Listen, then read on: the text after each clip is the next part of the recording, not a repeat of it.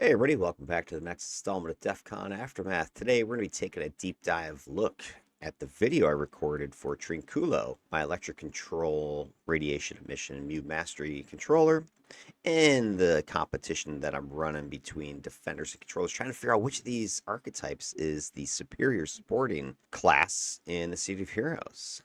And what I'm running here are these 801 trials where you take on some incarnate level challenges in the Architect Entertainment Building with small teams of 5, characters that are juiced up with all kinds of IOs and incarnate stuff, and see just how far you can push it in this progressively increasing difficulty challenge.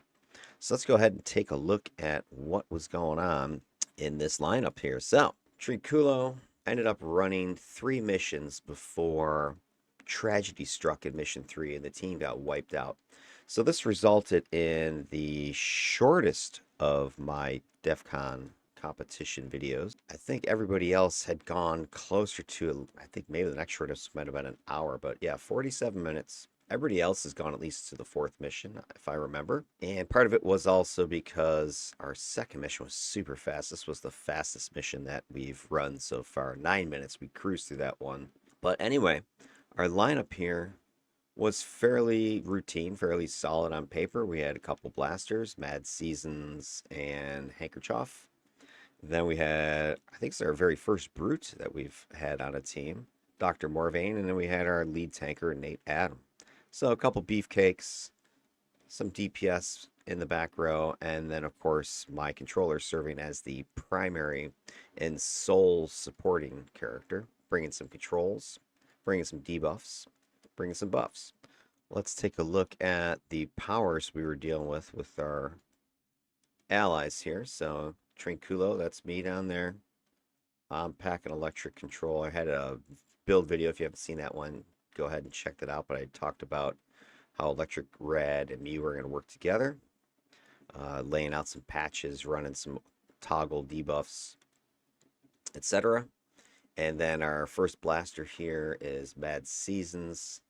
This is, I believe, Apocalypse's character. He's running vet level 14. I think he said it was tier 4 on all of his incarnate stuff. He's got his IO loadout. So we've got lots of icy blasts coming. Let's see, energy manipulator. I'm not sure I remember seeing him do too much getting into melee with this guy. So he was mostly like using his range boosting, power boosting, energize to deal extra damage and debuffery. And then Scorpion Shield, Mace Mastery. That's probably just because he's going for defense boosting. Then we had Dr. Morvain. Here's our Brute, Vet level 24. So yeah, we have Savage Melee, Bio Armor, and Energy Mastery.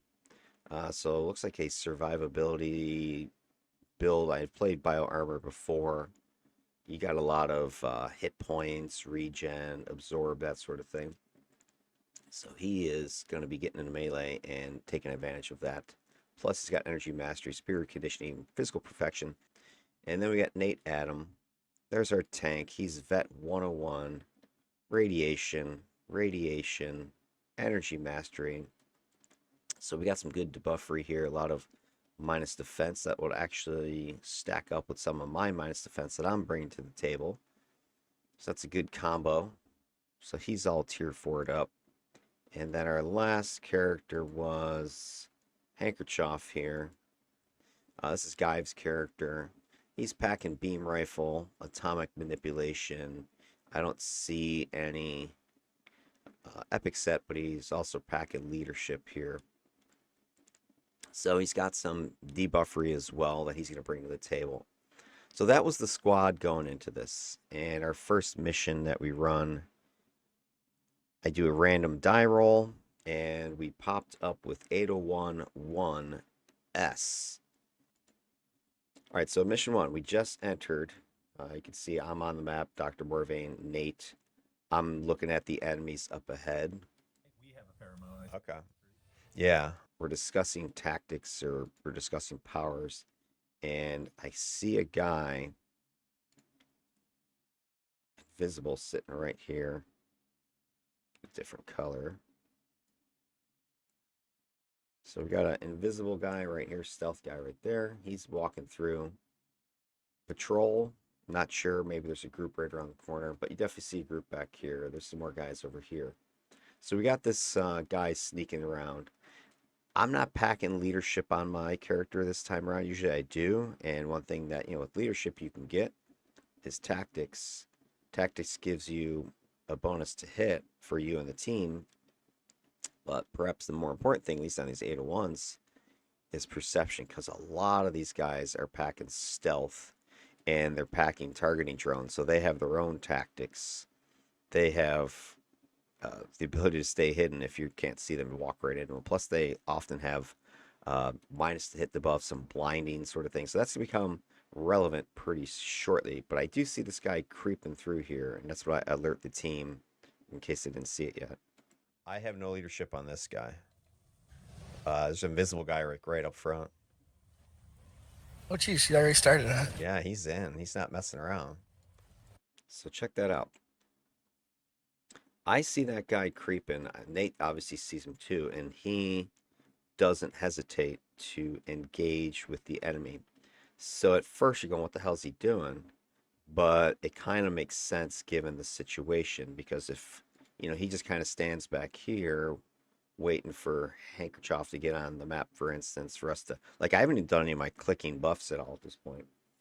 So Nate could just kind of hang back here and wait, but then we risk, if this is a patrol or something like that, being engaged immediately as we're walking in here. So he instead moves himself forward as our tank and begins to draw aggro in his direction. No leadership on this guy. So he's taunting. Oh, geez, she already started, huh? Yeah, he's in. He's not messing around. Like, look how fast enemies start closing on us. Get them in a nice big, Like, I don't see how that happened, because Hank is right here. I'm not sure who he's... Let's see if we can figure out who he actually taunts. We have a pheromone. Not Hank, but yeah, Nate. I have no leadership on this guy. There's Nate. There's an invisible guy. He's taunting. He might be taunting the guys. At first I thought he was just taunting this guy. But it's hard to say, because it looks like he might be facing that way. But watch all the guys in the back, how quickly they come at us. Now, maybe he's got range on his taunt. I don't know, because that seems awfully far away. But this guy back there is engaged. He's got time. Another guy engaged. Look at all these guys back here. Get them in a nice big, Dude, get off me.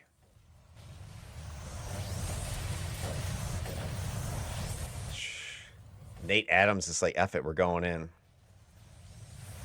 Well, he was pathing towards me. I was getting nervous. The second full space there, just pull him in all this debuffing. All right, check this out. That worked.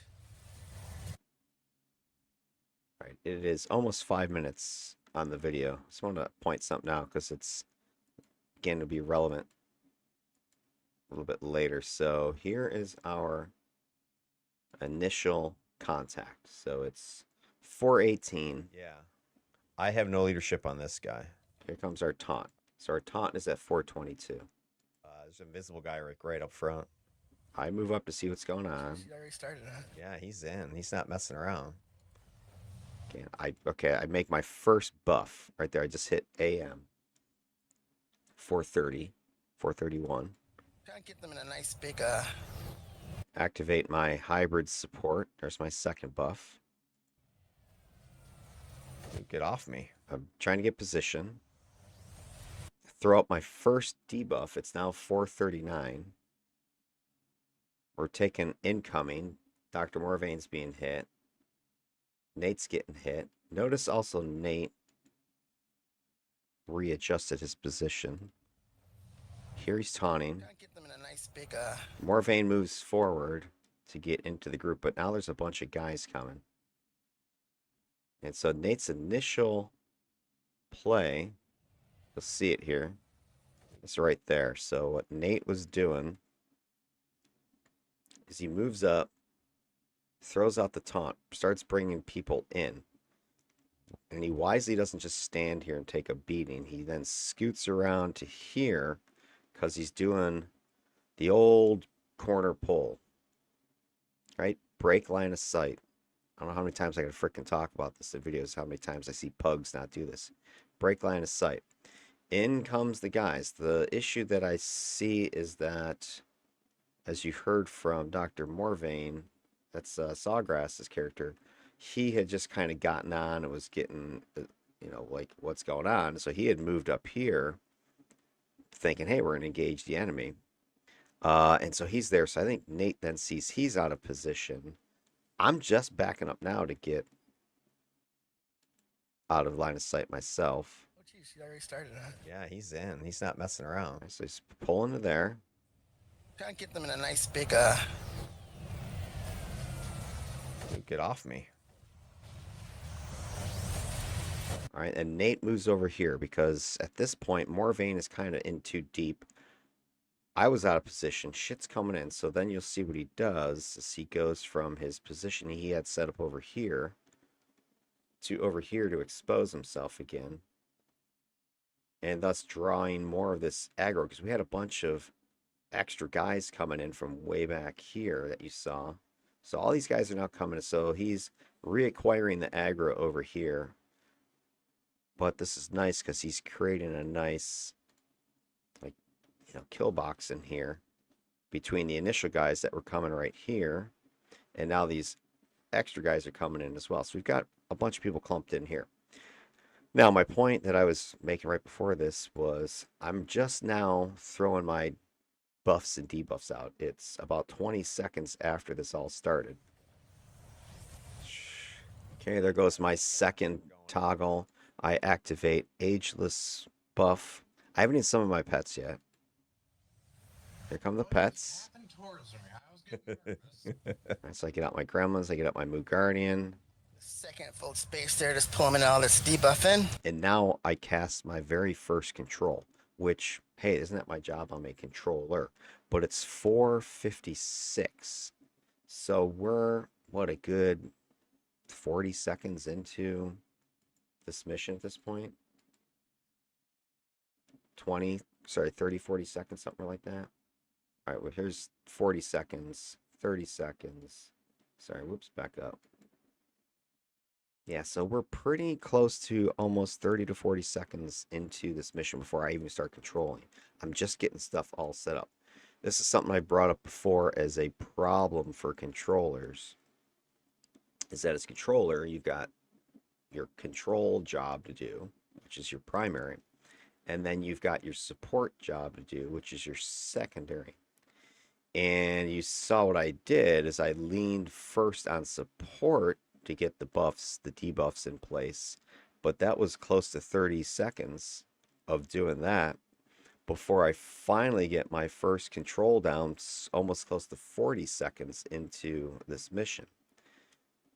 And the other thing about my controls is, this is my main damage mitigator, right? If I stop enemies from doing stuff, they can't do damage to us.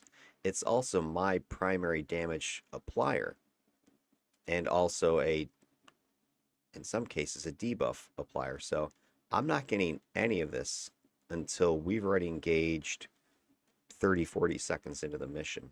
That's something to think about, because you'll see that it's hard to get the damage output that you want if you have a large support cluster of powers you need to apply. So if you're playing a controller, I think it's easier to play a debuff style controller, something that you have downrange support set that is targeting enemies, because then you can combine the two together pretty easily, as opposed to being a more support heavy controller secondary set. You're focusing a bunch of stuff on your allies. Now, this was a unique scenario because this is the first time that we've actively engaged, like within seconds of entering a mission that I can remember. But it's just something that I think is going to skew some of the stats, where I'm not getting as much damage or control out there as I shoulda, coulda, woulda. Let's continue, though. This guy. It's been a minute since I played this game. Here comes more guys. Like, look at how much aggro's coming. Alright, we'll just pull. And now I'm starting to do all my controls right here in the middle, and it's starting to apply damage now.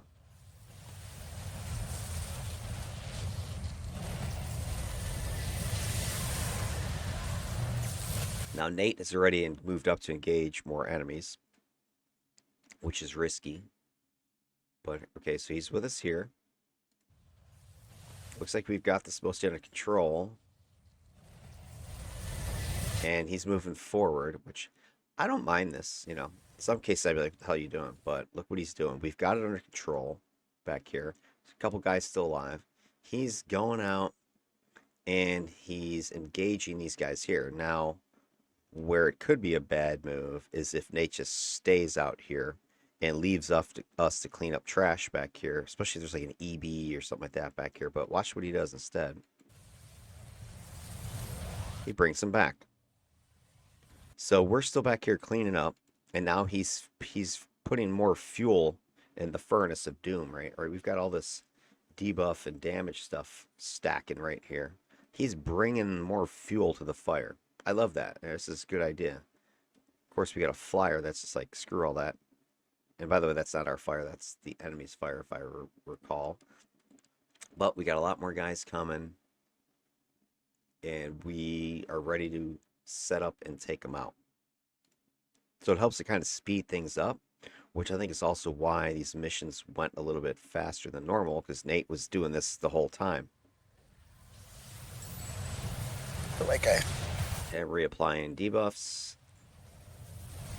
Get another static field out there. Always my struggle with melee is trying to figure out where the action. Lingering radiation, electric fence, ball lightning. Now, one thing about these 801s is that, and I talked about this with the build video, because one of my weaknesses is range, right? If I can get guys around me, I can control them pretty easily with my auras, my toggles, my patches. All right, this is my safe zone within, I don't know, 15, 20 feet of me. But these guys like to stay at range. So this is where if your tank is not doing a good job, where they're just kind of standing out in the open, let's say my tank is just standing here, these guys just stay back here and just keep shooting. So breaking that line of sight's always a good idea on these 801s. Get around a corner, force the enemy to follow you into your kill boxes, because the taunts will hold them onto your aggro and keep them from shooting your teammates. But you can see these guys are coming in and they're blasting away. My freaking Moog Guardian's getting zapped. One of my Gremlins is dead already. One of my IDF Rangers is being hurt. These guys are mincing my pets. Yeah. I'm surprised you did a mastermind run, because techs just have cascade failures so bad. Yeah, that was what we wanted to test, but we actually did good. Oh, wow. It's all the stacked buffs. It was crazy good, man. All right, we just cleared that first room. There's like 3 groups. It was fairly easy, aside from some pet defeats.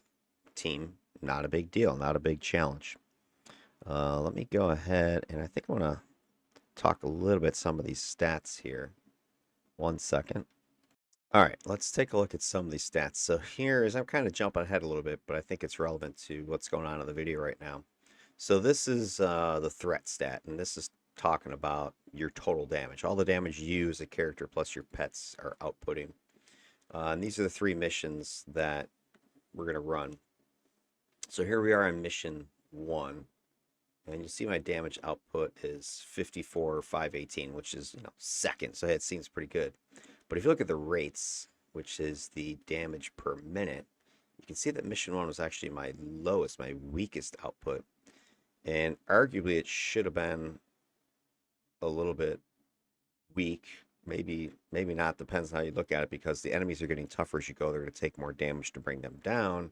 So, you would expect this number to progressively get a little bit higher. But the fact that it's so much lower is, I think, a sign of what's going on with this opening battle, right? You saw I didn't do any damage for, 30, 40 seconds, maybe really anything serious about the first minute.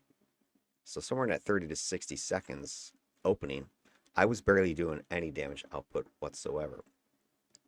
So I think that scenario is what helps to explain why this number wasn't as good as it should have been. we'll take a look at the comparison to the other controllers that I've run so far in 801s a little bit later, but that's just something to consider right there. And then it also is, I think, important to, and by the way, correlation between time on the mission and damage output was near perfect, 0.98. So the longer the mission goes, the more damage I'm putting out.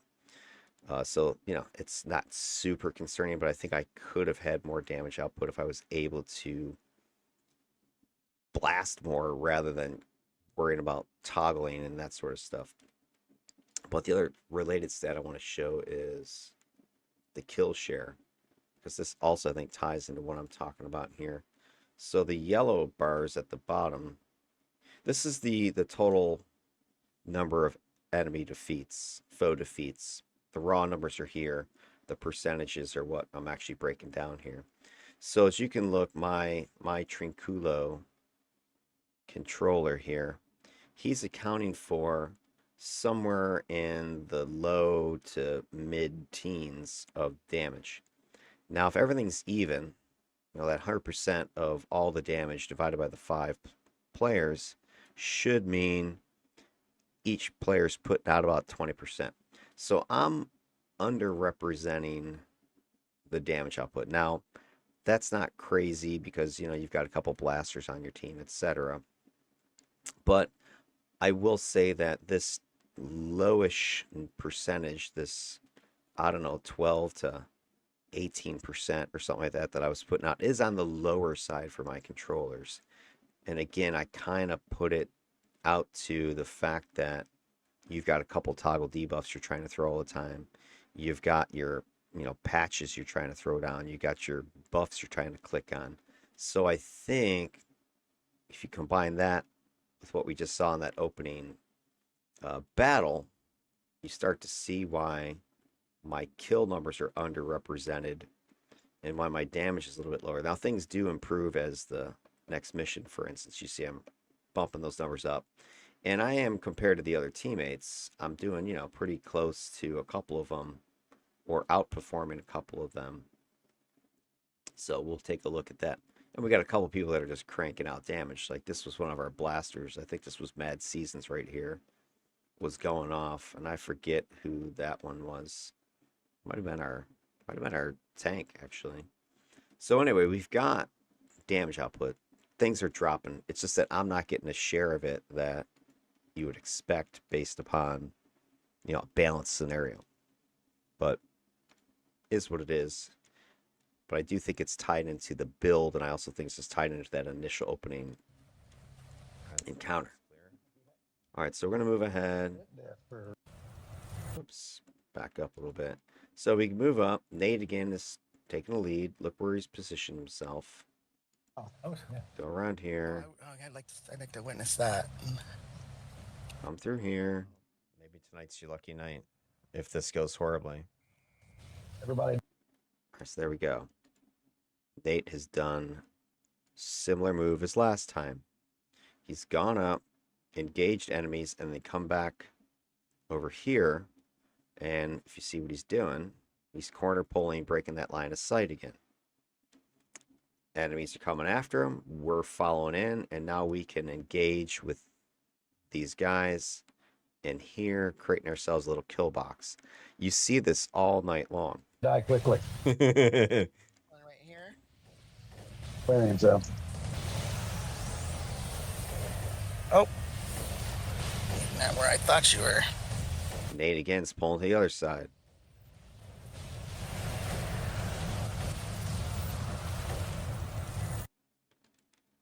So again, watch this move, his positioning. He pulled to the one pipe.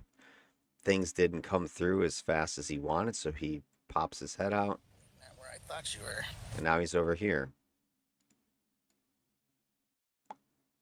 Again, bringing enemies in, pulling them around. He's not just standing here taking an ever-loving beating. You know, you can be as great tank as you want, but if you're soaking everything needlessly, it's going to then cause, for instance, your support to have to constantly babysit you. So why not break that line of sight? I think line of sight breaking is probably going to shed 50% or more of your incoming damage. It's an easy thing. You're still maintaining your job, which is aggro management. So if you just play a positional game, you could save yourself some damage, save your supporters from having to heal you, and allow your allies to just unleash where you're pulling all this stuff to. And you can start to see, again, we're just concentrating our firepower on this group that's coming. Debuffs are going down.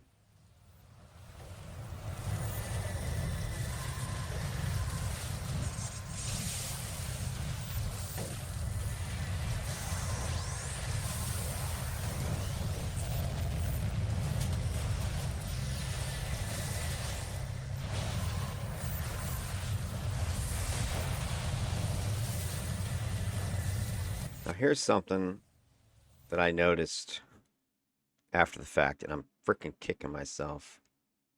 See if I can do this here. Back this up. Try to get the stupid little control bar out of the way. Alright, so we got enemies coming in, right? Into the proximity, which is where I want them, because that's where all my debuffs and crap are. But I want you to look at my tray when this video monitor thingy gets out of the way. Notice which of my toggles in the bottom right is not lit up. You see how I do not have Choking Cloud activated?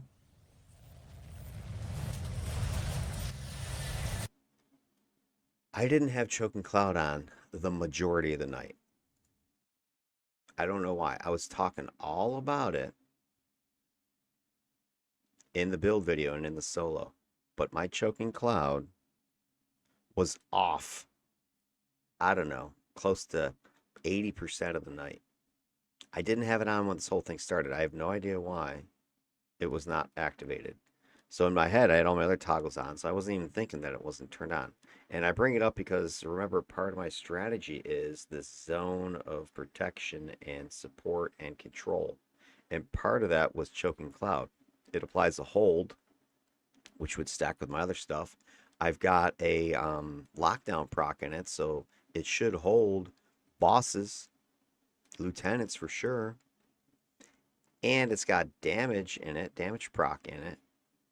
And it's got the absorb proc in it, the entomb. So it's defensive, it's offensive, it's crowd control. It's like all these things in one. And I didn't freaking have it on for the majority of this freaking session. And I'm kicking myself.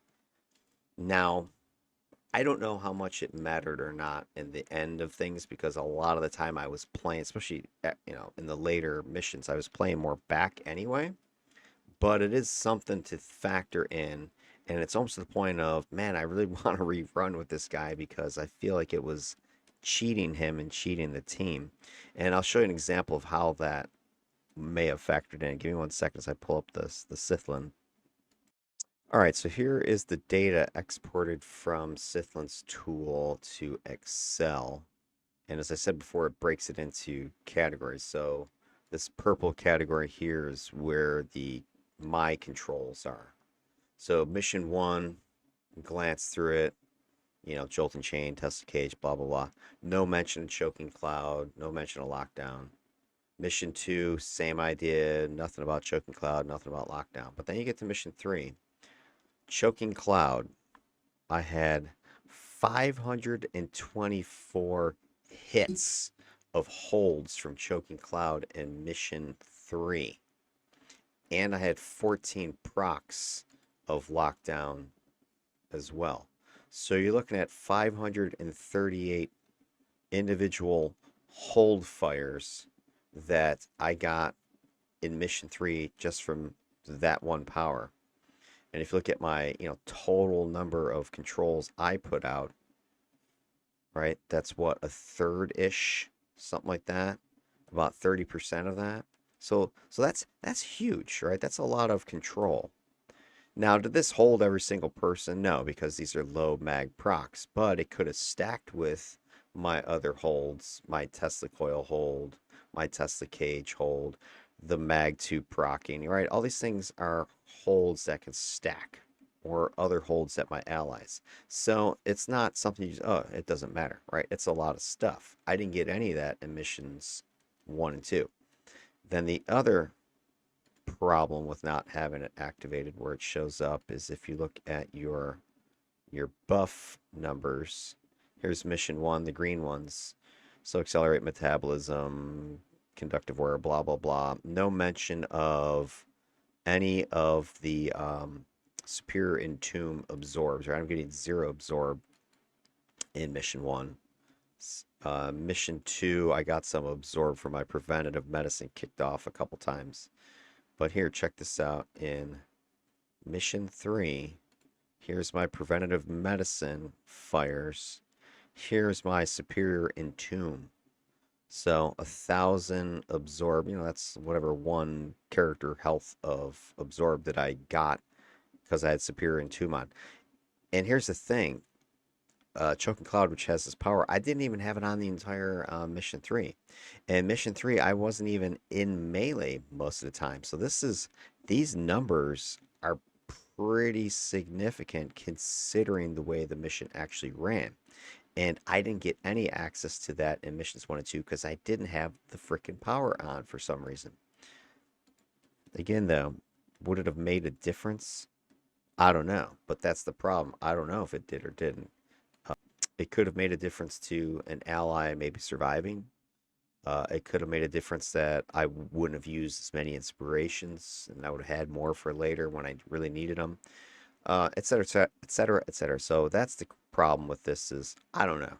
I don't know if it mattered or not. I suspect just from watching the video, it would have had minimal impact, but it could have done something.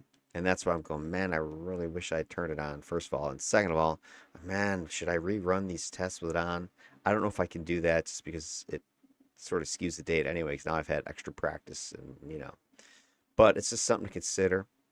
Something that, if you're running your own stuff is make sure you put your damn toggles on because you don't want to be questioning what the hell happened. All right, let's continue.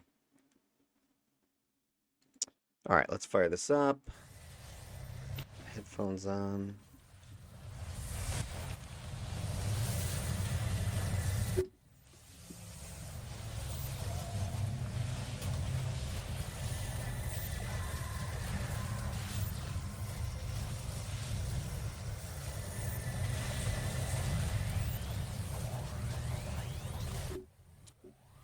All right, Nate is constantly alerting us to what he's doing. He's got a macro that says pulling to here, pulling to there. My only problem with that is if I'm not looking, it doesn't help me because it looks like his macro is pulling to here. Back it up again. See what he says. Like, okay, it's something popping up behind my team window, and it's also popping up in my tray. It's the local. So right now, if I'm not looking either, I can't see it here. If I'm not looking there, I don't know what he's saying. And then right here, pulling to a new location, follow with caution. So he's alerting you he's pulling somewhere else. And not to just trail after him. Okay, but again, this is kind of popping up real fast. Are you watching it? You reading it? I'm focused on other things. I don't know if it's whatever, good, bad, or ugly, but just boom, he's going in to the new location. I got the kill shot on that guy. And I think he has another one that is like pulling to here. And he's got like a whistle, maybe? So saying he's coming to a location. Adding the stats. All right, so they go in. Now here's a problem because Dr. Morvain doesn't follow the message. Nate Adam, follow with caution. So Nate's gone in. All right, boom. Nate's taking a little bit of a beating. Check out Morvain though. He's getting whomped. Morvain's in deep. Notice, what was going on. I was still back here destroying the guys behind us. So were our 2 blasters. A lot of times you're not seeing our blasters because they're above me or behind me. So, 3 of your players are back here. You are unsupported. You have to just survive on your own. And you've got a huge group here that may be above Nate's aggro cap. I don't know. Plus, Dr. Morvain has his own taunts, I'm sure. So he's pulling a lot of heavy fire his direction. Doc's getting wrecked. So the only way I can heal him is I have to go in there, like right next to him, and click Radiant Aura, which at this point is dangerous. Look at all these freaking guys showing up. All right, Doc. All right. But he's got his own bio armor, so he pushed the edge here and survived. But now Nate's in trouble.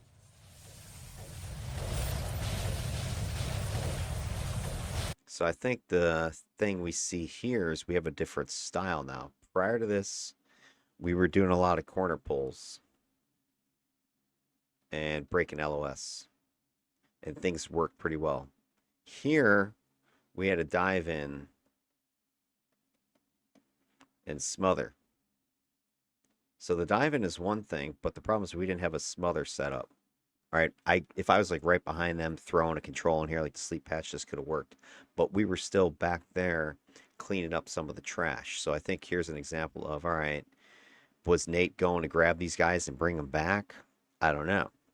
Did he decide to stick around because Morvain followed right behind him? Maybe. You know, should Morvain have held back another few seconds? I don't know. There was just some little breakdown in communication here. And so this tactic almost ends up with, you know, your two beefcakes getting killed. So far, so good. But let's see if it continues. Now Hank's taking a hit.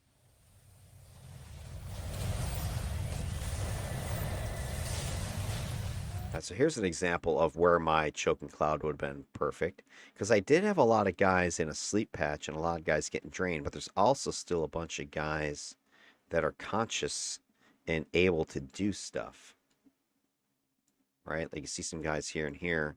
This guy looks like he's actually shooting somebody.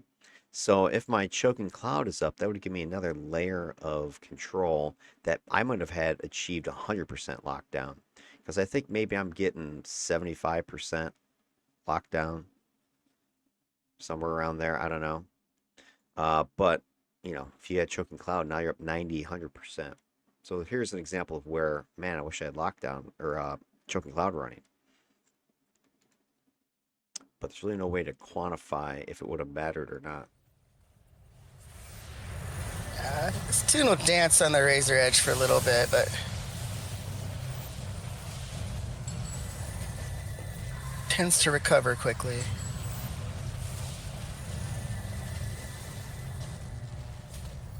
Okay, Nate's down another pull. I mean, dudes.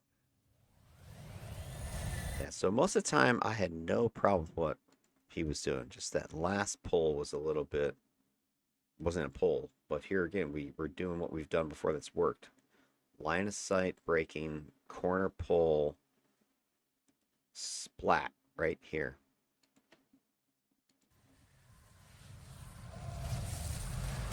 Comes the group. I'm hanging back. See, now here's where Pugs would have effed this up. And where I think that's what Morvain had done as an example of how that can get messed up, is where Pugs would screw up is they would just freaking charged in here. Oh, tank's that way. I'm going this way too. And so even if your tank was doing this pull, you'd have your allies up here at this point getting wrecked, or just the mob is scattered and you can't concentrate that firepower like we've been doing, because we've only got, you know, 2 blasters, right? That's the one thing about a team of 5. We have limited firepower, right? So you really need to concentrate it as best you can. That's why the pulling technique is working so well on these 801 trials. If we do pulling technique and get guys clumped, our limited firepower, because we have just limited bodies, can focus a lot of energy down in one area and clobber the enemies pretty quickly.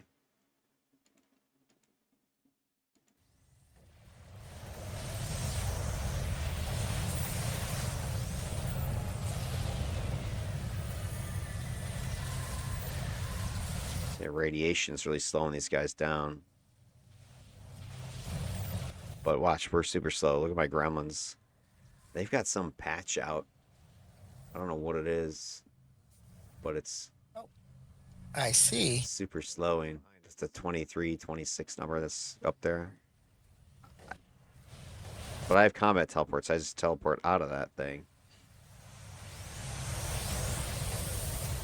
Jump right in. Now that's the first time. Keybind working.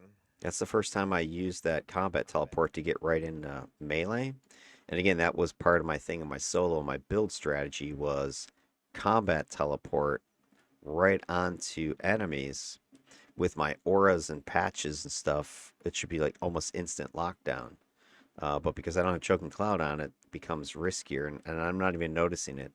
But it's the first time I've actually done it, so maybe that's why I didn't notice it. And I was thinking a little bit why maybe the Choking Cloud wasn't on. It may be because right before this I had run, the last time I ran Trinculo, I'd run his solo mission. So I may have run and activated his tier 9 electric mastery armor that gives you a endurance crash at the end. So maybe that's what I had done. It crashed my toggles and I just didn't fully activate everything, and then ended that mission. It was done. I just forgot to turn it back on.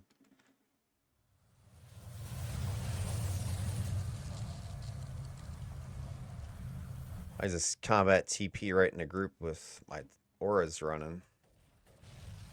Nice. Move north. You got her pants on? So I'm just looking at something in the pet window here. So remember I was super slowed? Check it out. That effect is still on my gremlins and my ranger, IDF ranger back here.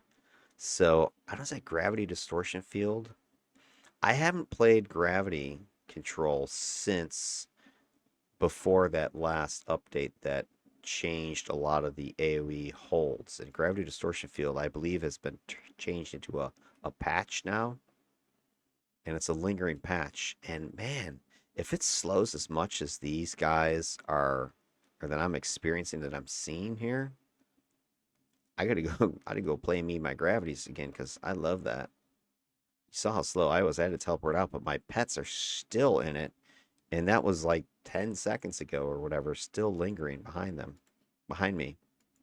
What is wrong with you? That's crazy.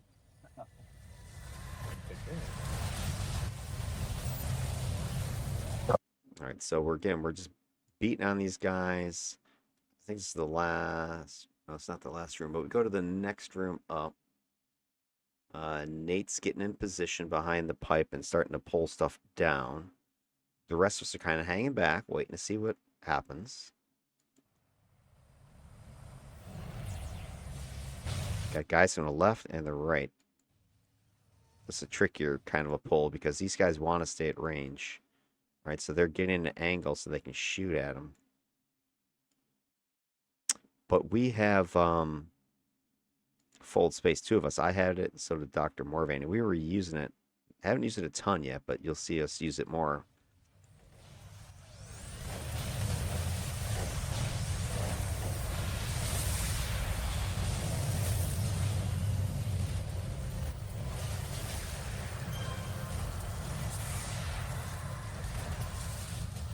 See if I can TP these idiots in here. Anything? I got like one. This guy's got radiation here. It's EB. Uh-oh, Hank's getting wrecked. I don't even know where Hank is. Might have been behind me somewhere. My damn pets are effing murdered. Cracked. Back that up. Got like one. So Hank's behind me. He's perfectly fine, right? I don't even see him on the screen. He's got to be behind me.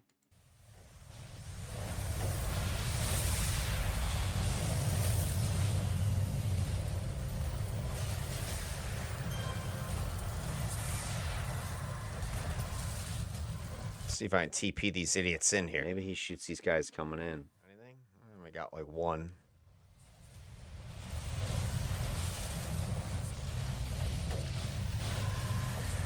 Right there. He goes like almost from full to nothing. So somebody tagged his ass. I just saw this guy shooting up behind me. I don't know if that's who it was. Then I jolting chain their asses. Could have been this EB because I saw him throw a red debuff on somebody. So he might have thrown a red debuff on Hank. And then this guy shot him. Uh-oh, Hank's getting wrecked.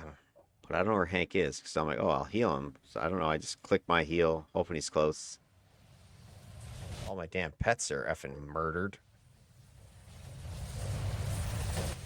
Yep, get... This is a great pull spot.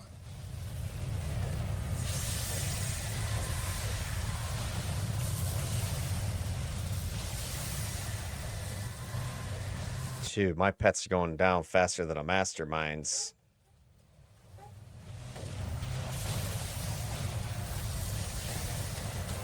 You know this girl.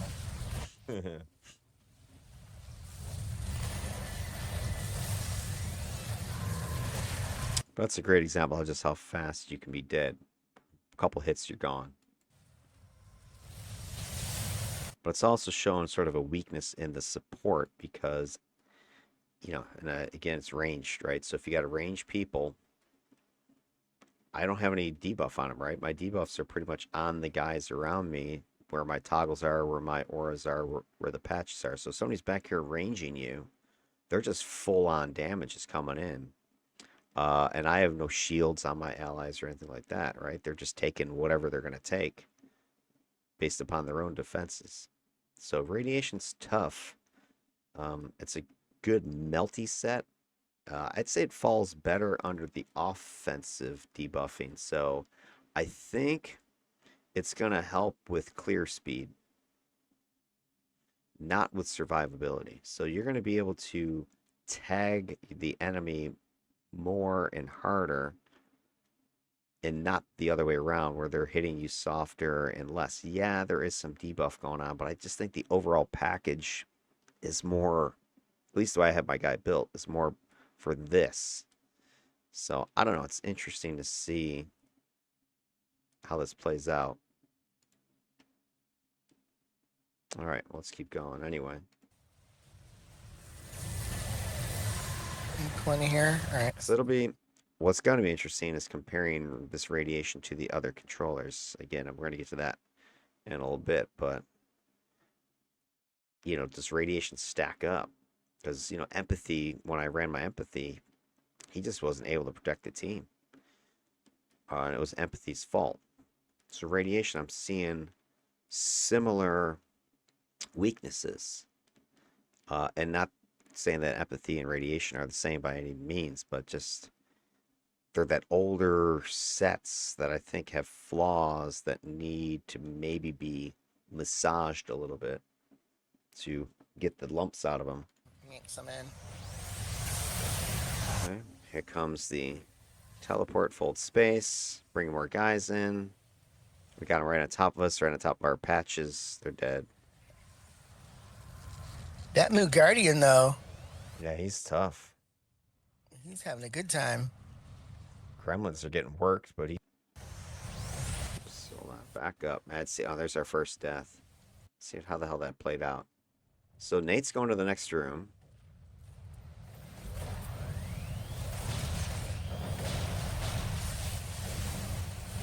That guy's circling on the right as well. It's very similar to the last setup. Thank you.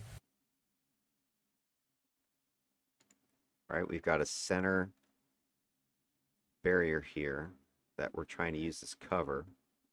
You got a bunch of guys over here, and then you got these range guys over here shooting. This is where you need to have like your off tank scenario where you've got your primary, let's say tank is here, controlling this, get your secondary tank in this case like your brute or something, to circle here and start pulling some stuff and consolidate these groups into one. It's hard because, you know, you're in the middle of this fight, but this is where I see things go wrong a lot, is your beef concentrates itself, and if there are some strays, and this could be an ambush, right? Not that this is an ambush, but this is where you see this in ambushes too, where all of a sudden there's a second group, and they've got free reign, you know, to just blast at people back here. So I'm trying to, I think, pick this up, but I think it's going to be Mad goes down here.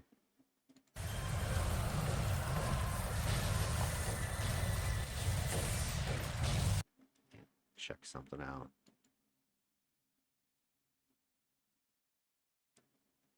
Thought I saw something there. And Mad's hugging the wall to the right. Here comes the guys swinging around to the right. That guy's circling on the right as well. Thank you. Oh, I see that. Oh, I think I see what happened. Put down my static field. Guys circling on the right as well. I'm targeting the guys. I throw lingering radiation on them right there. All right, not lingering radiation, radiation infection. So I have them debuff, minus to hit, minus defense. Then I turn my attention back to this bigger group on the left.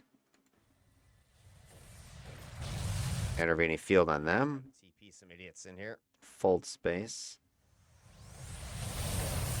Boom. Oh. Uh-oh. Not sure what happened there. He's got to be behind me, right?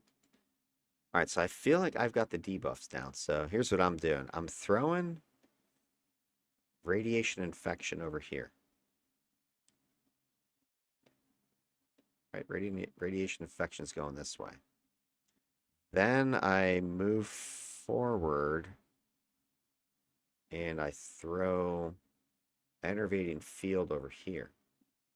So this is the other issue with radiation that's a bit of a problem, is that you've got your one defensive debuff is built into this one, the minus to hit. And then your other defensive debuff is built into enervating field. I think that's the minus damage. So if they were together, right, you'd throw one toggle minus, defense everybody, or defensively debuff. And then maybe your other toggle's your offense debuff. But the way Rad has it, it's split. So these guys are hitting less often. These guys are hitting less hard. At least that's the idea. But we've got guys here. You got guys up here. You got guys down here. I think there's more guys coming this way. So there's multiple lines of attack. I've got these guys sort of neutered. And now I'm putting static field down. That guy's circling on the right in front of me where the lump is. Thank you. Okay, Nate's moving over to the right to start to pull these guys. But look at all this stuff up top here. Mad Season's just taking a hit. Whole bunch of dudes over here. And I've got enervating field on them. Right there, I got enervating field. Just chucked it. Try to TP some idiots in. Right, there's Mad Seasons. Just came in front of me. Oh, he just got right in the line of fire and got effing blown away. Oh. Uh-oh. Yeah, he just got out and got smoked. Nothing you could do. I had the debuffs out. I had patches down. Considered mutation and fallout for this. Oh, that would have been great. So there's our first defeat. Let's go ahead and take a look at the stats on that. All right, here we go. Allied defeats. This was actually a fairly clean run. We do have 2 defeats. There's our first one. Mission 2, which was our fastest mission, smoothest mission, which you'll see. No defeats at all. The mission where we ended up getting team wiped, of course, is where we had the most defeats. That mission was just brutal. At least the map was brutal, so 7 defeats there. So this is not great defensive protective work by this controller, at least on this mission. These 2 aren't so bad. 1 every 10 minutes, I didn't hit the 10-minute mark, so that's roughly the rate. It's 1 every 10 minutes. But bam, this mission was just a freaking grinder. And the correlations, when you look at it, they're not super strong, 0.65. So as time went on, yeah, the number of defeats did increase, but it wasn't very strong correlation. And when you look at the interpretation here, this is kind of going a little back and forth with Chatty Cathy about it, ChatGPT. Mission 1, as you're seeing, pretty manageable situation here. The healing's covering the gaps. We did just have a blast came in. There's nothing I could do about it. He just got whacked. Mission 2, you're going to see very strong performance by the squad. Stable fighting. good controlling, good debuffing going on. Mission 3, we have a big breakdown. We have much tougher foes. More damage is incoming, but the map was terrible. Was this against us? It's a really tough map. So we ended up multiple ally defeats, and just I couldn't do anything about it. Part of it wasn't so much me, it was I went down, and so did one or two other people within seconds of each other. So there wasn't something like, oh, guys are dying over here, over there, and I'm running around trying to get everybody back on their feet. No, I was like, I got whacked, they got whacked, everybody was going down. Takeaway though, his risk profile, he can lock down shorter, more controlled encounters. Yeah, I would agree with that. No enemy, no ally losses. But that last fight wasn't so much it was longer, but yeah, definitely the chaos factor was higher because of the way the map was laid out. And just the tougher enemies would have stretched out the fight. Yeah, the team is just bleeding more. And this is it right here. This kit that he's got, you got to have tight formation and the positioning discipline. We're definitely seeing this, right? I'm here. I need my allies close or the enemies close so that we can keep this bubble of protection up. The positioning is very important because we have that ranged incoming fire, like you just saw, that took Mad Seasons down. There's nothing I can do about it. Can't cover those situations. I don't have any way to get somebody from not taking the fire. So overall, it's kind of a mixed bag. Not too bad, but then one bad mission. And it's why I wish we had a little bit more, another mission to kind of see how that played out. Like if we got to the tier 4, would it have gotten even worse? That's what I would have been curious to find out. All right, let's continue. There goes Mad Seasons. He's our first defeat. Bombing people. Not too bad. We're, what? There's nothing wrong with that. 10 plus minutes into this first mission. About what you saw with the stats. Okay, we've got Nate is do this position here. Nate's lining up the next group for us. And then I move into position to go and support mainly debuff and control. Moving up to this position here. Because my optimal position is close to the front, close to the melee guys. So once Morvain and Nate get them in a nice cluster like this, I can get in here and start doing stuff to them. Anyone scope out north and see if there's like any people? Again, here's where your choking cloud could have come into play. Because at this point, I'm within choking cloud range. These guys should start getting held and whatever else. I'm moving up, and I just am starting to get the end drain on them. Do my EMP to stun, hold, debuffs, lingered radiation. Now here comes my other control, static field. I mean, static field's doing a good job of controlling mass groups along with EMP, but the choking cloud would have just been the cherry on top. Even this guy way out here got EMP'd. That's why I like EMP. It's got a huge radius on it. Sometimes too big, and you can aggro with it, but boom, this guy's out of it too. I'm right in the thick of it. I don't see any. Hank didn't see any. Not in that north hallway from us. I'll keep continuing east. Yeah, I don't see any.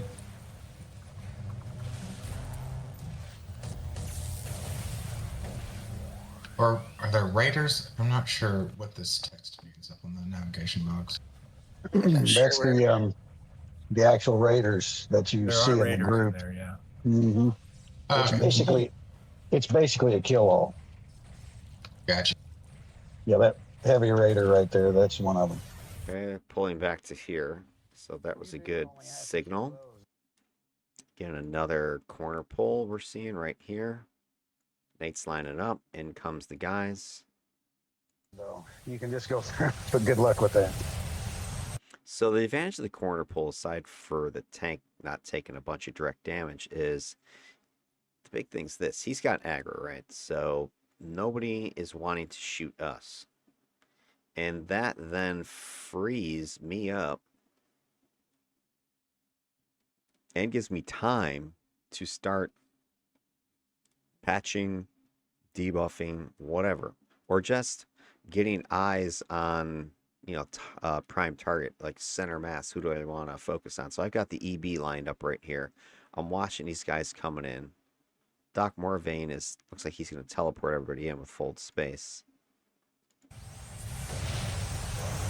Gets a couple guys moving up.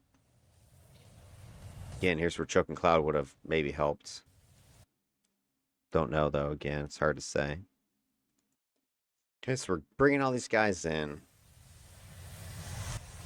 I do a fold space. One thing with the 801s, it seems, is that the spawns are bigger. I don't know if they're summoning pets as well. With all of those nice rad debuff toggles, that like wanting to run away from the crew.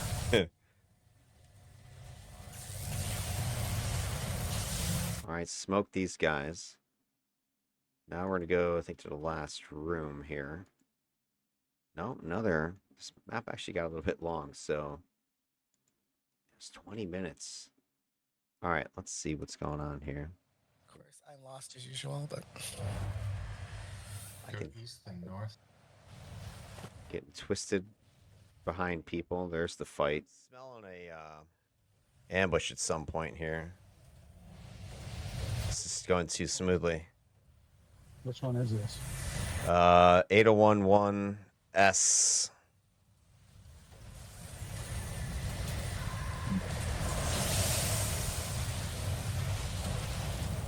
So yeah, for the most part, we were punking these fools.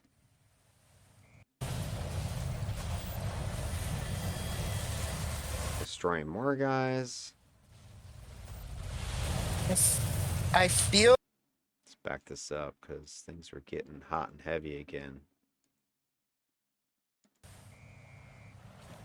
I hear the whistle. macro you got for pulling. Get another one of these rooms. So you got that center pillar with the split catwalks. Thank you.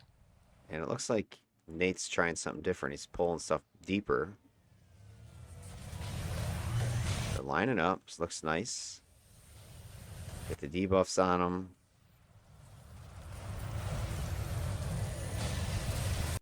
Okay, everything's looking good at this point. More guys look like in the back right, though, are getting aggroed.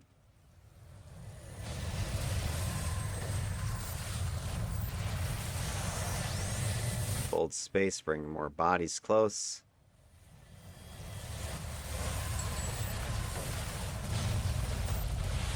Yes, I feel like AM is actually doing some heavy support lifting. I'm not sure why I feel that way, but I'm just. It might be doing more than you think it does. Well, it's kind of an all-around buff, so it's nice. Yeah. Take a lot of heavy fire, but my position there wasn't the best. So look, I'm like right in the middle of our beefy boys. So Nate and Dr. Morvain are right out front, pulling a lot of stuff in. I'm behind them, which is typically a bad place to be with your beef, right? Because any incoming cones are going to hit me. And I think that's what I'm starting to see. Just stuff is hitting me from through them. Like AM is actually. There's a burn patch is out. I'm not sure why I feel that way. It's the I'm just- other problem with being right It might be doing more than you think it does. right on top of these brutes and tanks. Kind of an all-around buff, so it's nice. I'm taking heavy damage. What the hell's... On meaty tunes, yeah, it's really nice. So I had to clear out of that spot. It's just too much incoming. It's just a burn patch was roasting me. Okay, check this out. I'm like, this room's clear, right? Everything's fine.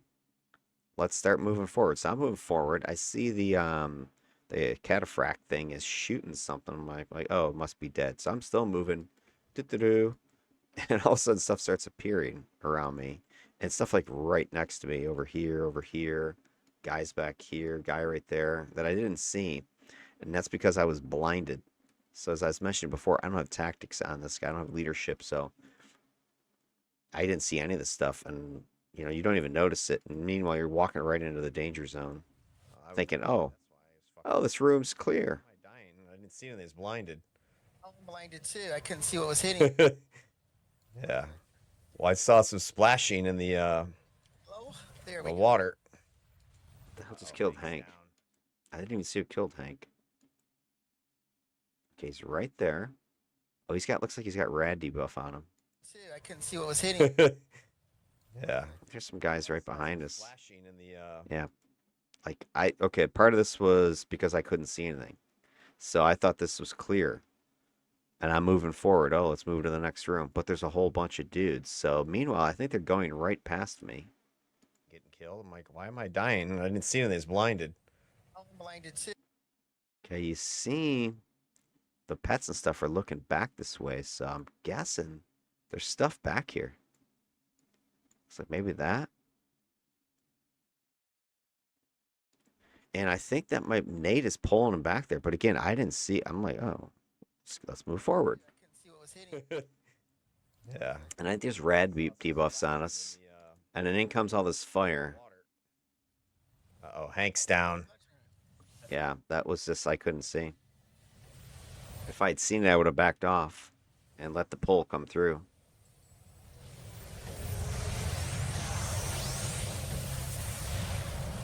Again, here's where Choking Cloud, actually there's an example where Choking Cloud probably could have saved Hank.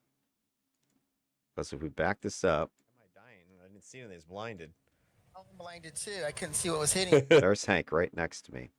And there are guys around us. There's stuff over here. Right? There's enemies around us. He's taking hits.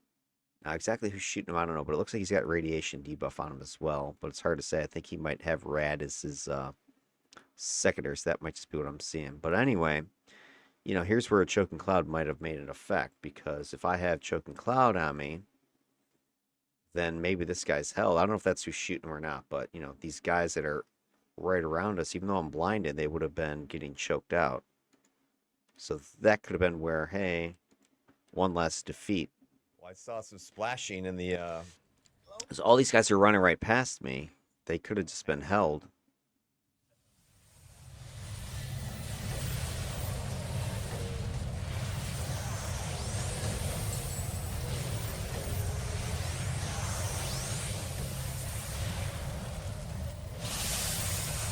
I mean, here's more of the playstyle I wanted to do with this guy. Just kind of standing as a plug. Yeah, I don't have tactics on this guy.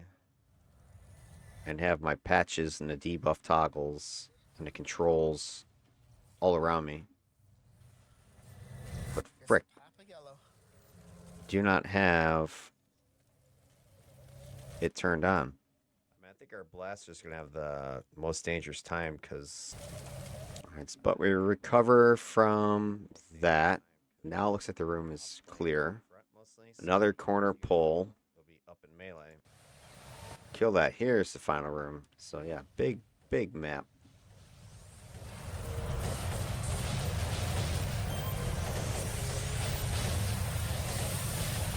Nate's taking a freaking beating. I think I just saved his life with my mighty stomp there. I just popped all those guys up in the air. What, I got a minus 70% damage?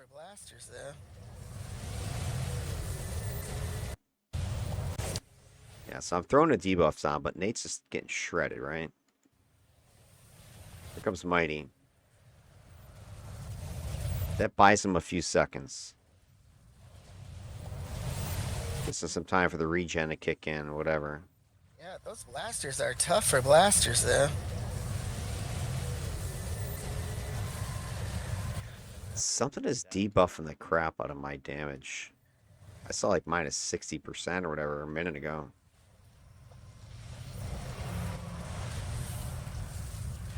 I think there's a patrol over there as well. Yeah, it is.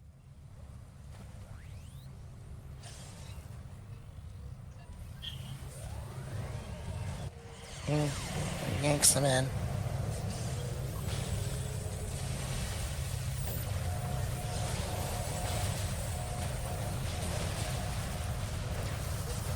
Hold space, bring more in.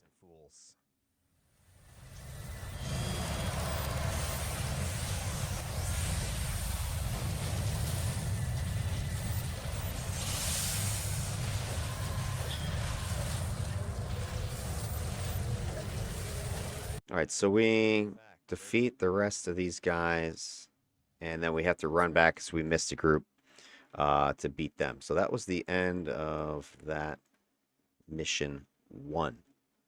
So let's take a look at some of our other stats so we can see what this is meaning, if anything, at this point. Get this queued up to the next mission. Turn this on. All right, so at this point, I haven't been defeated. And if you take a look at my survivability, we'll go through some more of these defensive numbers now. I don't get defeated in this next mission either. It's not until mission 3 when the bloodbath happens. So I get knocked down 4 times. Our rest of the team goes down 7. So we have 11 defeats in this 18-minute window. It just turns into a bloodbath. So not really good showing on mission 3. When we get to it, you'll see why. Correlation, though, is low. I mean, there's really not a huge connection between time and your survivability, which is, what I've been seeing throughout. Just sometimes there is what we're saying here, like situational resilience. So sometimes you're got things under control, everything's working great, things are stable, things are controlled, and then other times, chaos, long fights, big damage spikes come in, and you just go down. There's nothing you can do about it, is the way it is. Then we've also got your damage taken.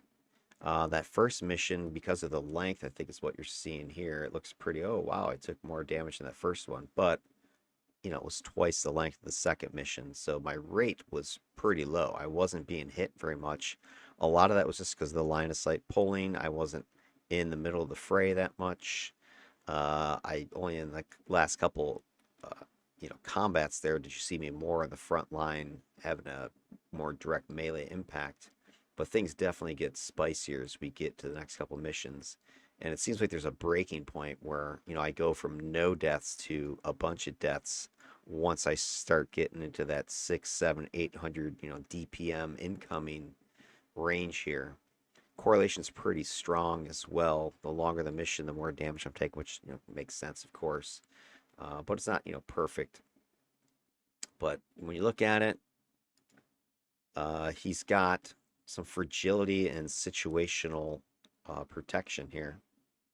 So he's able to suppress incoming damage effectively when the debuffs are kicking, when the controls are on. This is the one problem that I wish the Choking Cloud was on more, because it would have given me even better. I would be confident that what I'm seeing is because of my full package there, right?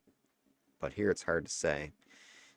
And the other interesting thing is I did have it on much more in mission 3 when the shit hit the fan, although again it wasn't on all the time. So it'll be curious to see what differences it would have made or not. But resilience is going along with survivability risk. Short fights, contained fights, he's not having a problem. If things start getting longer, the team is taking damage, right? Things start collapsing when the fire just becomes too hot. When we correlate the damage taken versus your personal defeat, so is the damage you're taking actually leading to you being defeated? It's not that strong of a correlation, because I had 2 missions where I took a bunch of damage but had 0 defeats, and then the one mission where I had a bunch of defeats, I took a bunch of damage. So it's not a strong correlation at all. It's up there, but by no means is that definitive. So if you want to try to interpret anything here, this is where that 500-ish seems to be no problems. Once we start getting into that 800-ish, that's when problems start hitting you. And it could be because of this, the way the kit works. Your radiation emission, electric control. You've got front-loaded mitigation through your debuffs, through your endurance draining, that kind of thing. If those don't work because your debuff is down, the target is too far away, or the range guys are shooting you, He doesn't have anything else, right? He's got a heal, and it's not the greatest. Boom. He's going to take a walloping. He's got decent damage resistance to the big damage types, but not enough to keep on his feet against massive incoming damage. What I'd be curious is if there's a tank build out there or a brute build, somebody that's maintaining aggro that has more debuff, specifically either to hit, like dark armor, or minus damage. And I can't think of a minus damage debuffing set, but I think if you had a tank kind of built around a debuff strategy, like something like that, that would be a nice, frontliner to have on your squad. Somebody to kind of lower the incoming fire, because then now this number isn't 800, maybe it's only 600 or something like that, or maybe you're only getting hit, a third of the time or something like that. I don't know, but that would be an interesting thing to look at. I got to chat with a couple of the other people that I play with on these tests to see if they have something like that. That would be an interesting test. But overall, he's tough enough if he can keep the damage suppressed with his controls or debuffs. But once you start hitting that cutoff range, boom, it's game over at that point. Anyway, that is some of the key defensive stuff. What else we got here? And then the other thing to take a look at is what I call Overwatch.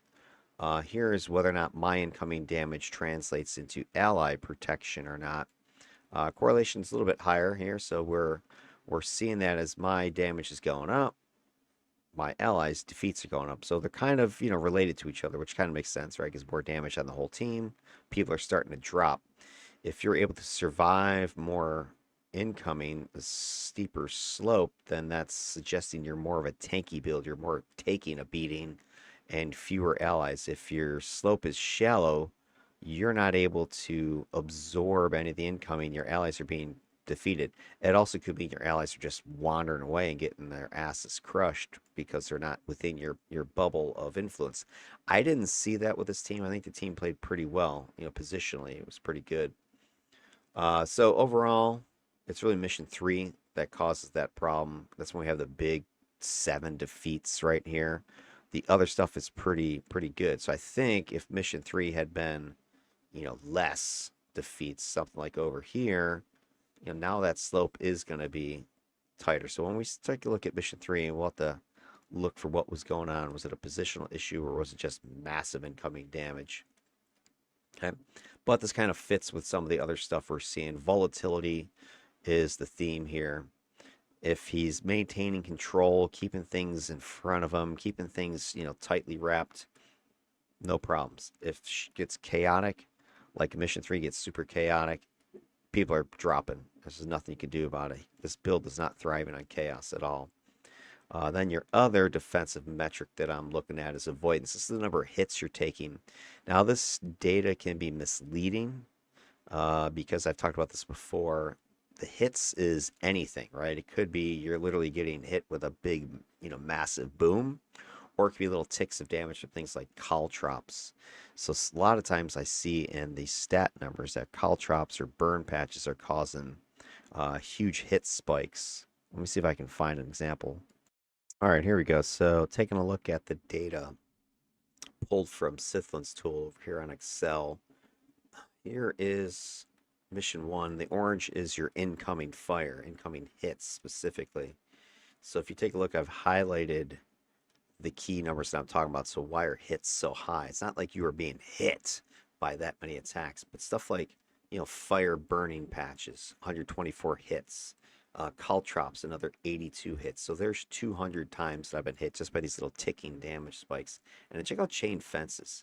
So chain fences, even though you're only getting hit, like, you're getting hit once, chain fences hit you, it's then ticking those damages. So even though, your defenses can be pretty high, if you get hit once, it's just going to keep ticking away on you. So add that all up. That's over 600. I mean, that's like 3/4 of the hits are just coming from those things. Oh, I could throw sleet in there too, because there's a bunch of ticks from that. So now we're got, like 80% of my incoming hits is really just a couple of powers here that are just little bits of damage, but it's adding up because the total damage you're taking is minimal. Chain fences is 0.1. Caltrops is 1 damage. Fire's 4, right? It's not like hurl, which is almost 300. Like if I got hit by 470 hurls, then yeah, you could say, boy, your defense sucks. And then look at mission 2, similar idea. Fire, 23 hits there. Chain fence is another 393. Caltrops, 66 hits. Then you go down to mission 3, freeze and rain, 274. Fire damage, 101 hits. Chain fence is 853. So just huge numbers of hits from these little baby attacks, really. So that's why I'm looking at these numbers and they're not like super critical. Like, holy crap, you got your butt handed to you. No, 3/4 of stuff probably across the board is coming from these little baby hits. But it's a way to measure, I guess, your positional risk might be a better way of saying it. If you're in the line of fire, you're going to get more hits. If you're standing close to the action, you're going to have more hits. So if you're able to position yourself away from these patches or from the attacks themselves, not just your defense numbers, but just staying out of reach of things, then this number of hits is going to be less.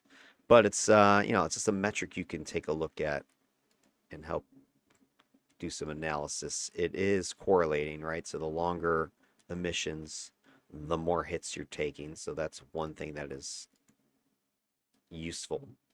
And as far as like, what does it all mean? I think this is right here that his defensive style is exposure based. So if you are in the line of fire, you're gonna get hit, constantly taking hits. And so you have to hope that your suppression, your toggles, your heals, armors is enough to survive all those hits you're taking. Whereas if you were to compare him to a more, and I'm not sure this is 100% true, but if you had a more defense-based support, you're running, shielder type of thing, force field, sonic, whatever, you're going to be able to avoid a lot more of the stuff, shield from it a lot more, and so you should be able to take more of a beating and manage it and probably break a lot later. And I think I saw that with my Cold Domination Shimmer. She did pretty well in that category. Then we take a look at application hits for targeting. So this is the relationship between the hits you're taking and then the damage you're taking. And you can see there's a very strong correlation. So on average, a hit is going to deal 9.4 damage to me. So if I can minimize the number of hits, I can minimize the amount of damage I'm taking. So even though some of these hits are baby hits, they are adding up. So if you can lower this number, you will lower your damage. And there's different ways to do that, but the one I'm gonna keep talking about is line of sight. If I can stay broken line of sight, I'm not going to get hit. If I can stay not standing in the line of fire, I'm not going to get hit. And you're going to survive longer. It's that simple. All right, then combine defensive insights. So add this all together. What does it mean? So Trinculo, and this is talking with Kathy about this. So Trinculo is a supporter who survives by suppressing threats, not by weathering them. Yeah, I agree with that, right? So he's supposed to be controlling stuff through various tools and then debuffing things. Minus the hit, minus has a bunch of minus recharge as well, minus damage, right? Suppression. He's not built to just take a beating. And his metrics show that he's always exposed. He's always getting hit. He's taking, I don't want to say full damage. He's taking minus his resistance shields that he's got. He does have some damage resistance. So he is taking everything that hits him, just minus those percents. So if things, though, get past those controls, get past his debuffs, he's going to have to rely upon just that raw damage resistance. And he doesn't have a ton. So when those EBs are pumping away from range damage, that's not cutting it. Strengths. He can hold flawlessly in controlled scenarios. Yeah, I agree. You'll see this in mission 2, where we have really strong position and control scenarios. So that mission is just like butter. Even if there's moderate incoming pressure. So even like mission 1, where there was incoming pressure, he was still able to control stuff keep it in front of him, keep it down. He is going to act as a temporary damage sponge for his team. He is taking some punishment that does correlate to his allies' survival, but he's not tanking. Weaknesses.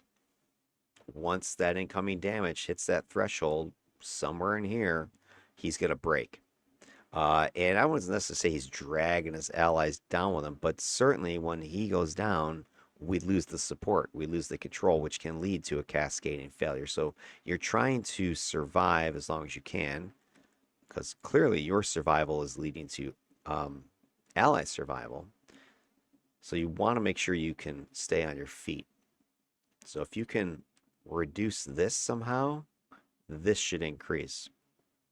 And then if this increases, then ally survival should increase. He doesn't really have anything passive avoidance. He does have resist shields, so this is a little bit misleading. He has, aside from resistance, Kathy forgot I had some shields, so he has no passive avoidance aside from resistance mechanics. He is very reliant upon his active suppression, so like those debuff toggles, his controls, those have to be out, and they have to be positioned correctly for him to have true survival potential. And this team stability is volatile. Smooth runs alternate with collapse scenarios. Well, yeah, that's kind of been happening, long story all the time. Ambushes are the big factor there, which wasn't as huge of a deal, I think, in this run, as you'll take a look at. Overall, defense is fragile, but it works when the suppression is holding. Yeah. High risk anchor, I agree with that, right? His job is, we've got tank, we got brute, they're holding this front line, and then you got Trinculo behind them, creating this bubble of protection and support, and then you got your pew pews behind this. As long as everything's working, this should be pretty safe. The problem is, again, that range stuff coming in from the sides or from distance is hitting people, or if something gets past this and can get to our little squishier people or flank around and get you like an ambush would. So survivability, volatile, inconsistent. He can have steady performance, but catastrophic collapse when controls and debuff falters, which is sort of a no-brainer. All right, let's go back to our video and move on to mission 2. So we just get into mission 2. This is a tier 2 now, so things are going to get a little bit tougher. And it's an office map, so we have a different map scenario. Enemy group a little bit tougher, but you'll see from the initial numbers that we went from a 20-minute tier 1 mission to a 9-minute tier 1. So this is the fastest of any mission, and tier 2s are supposed to be harder, so this should have gotten longer, but we smoked this thing. So check this out. I think it's just really smart play by the team. We've also gelled as a unit by this point. That's one of the things with mission 1 that's a little bit misleading on the stats, is it's usually your worst performance just based on the fact that it's the first time your team has really gotten together and see what they can do. So let's go ahead and check this out. All right, so first thing you'll notice is I'm actually able to get buffs off at the door. Ageless, AM, somebody's hitting barrier.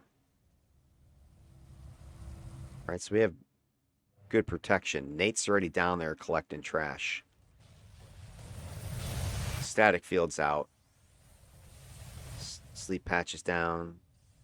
Debuff patch. There's lingering radiation. Starting to throw some controls. I'm not even bothering with the debuffs at this point because these guys are already dead. There's that burn patch. You see I'm taking a bunch of damage from that. All right, first group just got evaporated, right? No problem.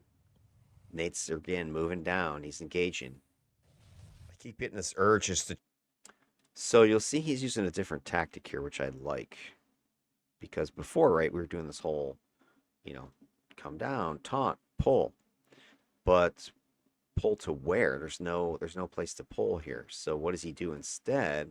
He taunts, gets their attention, and then goes around the corner to get all the stuff to follow him and gather it over here. Now, I don't know what's on the other side. There could be a whole other group over there, which then would be a bad thing.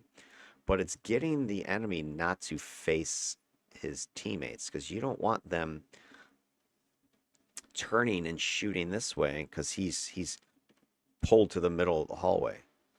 I mean, that's the kind of thing you see pug people do all the time. Tanks are just pulling crap in the middle of the hallway. All their teammates behind them getting just pumped and shredded. You got all this range stuff firing away at them. So he's like, boom, let's move down. Let's gather it around the corner here. Charge in after the tank. So kind of watch to see what happens. Pets are moving up. I don't mind. Go ahead. Nah, I'm good. Blaster's moving in. Look at a blizzard coming down. All those pretty numbers. I think you know who's going to get all the kills on the team. Who got the biggest share there. Right after you. I'm like, oh, he's in. I'm going. Got a nice choke point here. If I'm running anything with Drain Psyche, that is my immediate urge. And it doesn't always work well. All right, now here is... All right, now check this out. Now, I ran this mission before with... Was it my... Cold Domination? I forget. One of my other... Actually, it might have been Frisson. But anyway, I ran it with one of my other DEFCONs. And we had a problem here, because if you recall that one, what happened is our tanks went down here and were pulling things over to here. But then we got aggro from the side room, and we got crunched in here a bunch. And we had to, like, retreat, teleport out, barely surviving, and it was a big mess. But watch what we do here. And I think this is where we have a learned behavior. Now, maybe Nate normally plays this way as a tank. I don't know. But I think Nate was probably on that team. I think that's lost in this character. So here we have a big old box, right? Great LOS blocker. So what you're going to see our tank do is what I would call fishing. He's going to go down here, taunt, and then bring it back. And then we're just going to gather things over and over again right here and create this kill box and destroy it. And you'll see him do this for multiple groups. Like 5 times or something like that. I think the ambush or something like that's come through. Like, we just keep fishing and destroy like everything in here. We're sitting here for several minutes. This is why I think this mission's so short, right? 9 minutes. It's a fairly small map as well. But there's, I don't know, half a dozen or so groups in here. And he just keeps bringing them back here. And we just keep destroying them. And the team stays put. That's the other thing about it. Nobody goes off wild and crazy. Steve Martin and... doing crazy shit and just getting stuff aggroed and getting themselves killed. Everybody's patient. And this is kind of a problem in a design test sense, because I think what we're seeing here is what I would call learned behavior. If this was the very first time we actually ran this mission, I'm betting, well, I know, because we would have went up here and started, taking them bite sizes. But it would have left you more exposed in the center area. Whereas I think everybody on this team has done this particular map mission before, with the exception of Dr. Morvain. That's Sawgrass. He wasn't on that one, but I'm pretty sure the other 3 players were on that one. I was on it too, so I think we remember this. Because I do remember, I think it was Guy was teleport, healing us back here and stuff like that.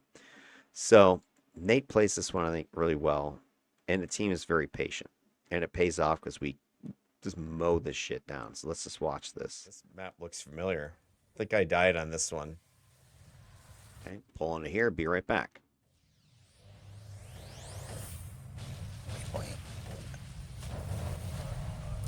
And Morvain moves back. So see how like Morvain took a bunch of damage just by sitting out there for a second? Right, so watch this. So Nate's like, pull in here, be right back. We just finished that last group. Now Morvain moves up, and he's a brute. I'm gonna move up too. And this is when I think he pauses. He sees Nate's message.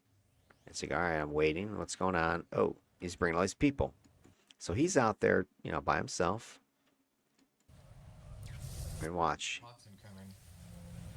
Boom. But all right, they've start tagging him. Morvain is the only target that is visible. So they start shooting. And he's taking big, chunks. He's taking 700 damage right there from something. Like, if that was me, that would have been 3/4 of my health. But these flyers get down here pretty quick. Gremlins, they're charging out, getting murdered. So anything that's going out of cover, you can see them. Right? They're getting smoked. My Guardian's up here. My Gremlins are coming around here. Morvain was out front for a second. So everybody who got out of line of sight breaking is taking massive damage. This is a perfect example of why you want to use line of sight breaking. Pets are dying. Ooh, what's that sticky thing? And now I start to have some fun. But here comes Fold Space. Ooh, what's that sticky thing? Follow that up with a little EMP to get the big hold. All these guys are held now. You can see them, right? Lots of them, lots of them. There's a couple guys still not held. Again, here's where a choking cloud would this have mattered. Do I die here? No, but I start taking a little bit of damage, right? But choking cloud should have probably locked down the rest of this crap. So I still haven't noticed that it's off. Uh-oh. I have to heal. I'm going God mode. I have to use my tier 9. I got to click a green. Taking a bunch of damage. Oh, my shit is dead. Again. So I think in that instance, Choking Cloud could have made a difference. Nate's fishing some more. He's getting guys from the middle up there. I couldn't even heal. Those beam rifle shots are coming in.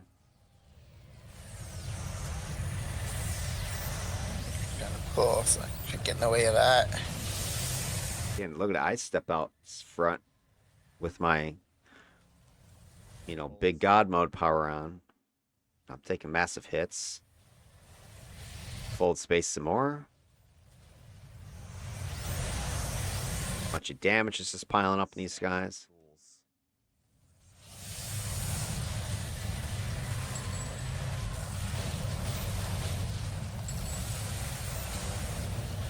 They got a patch of stuff waiting for them.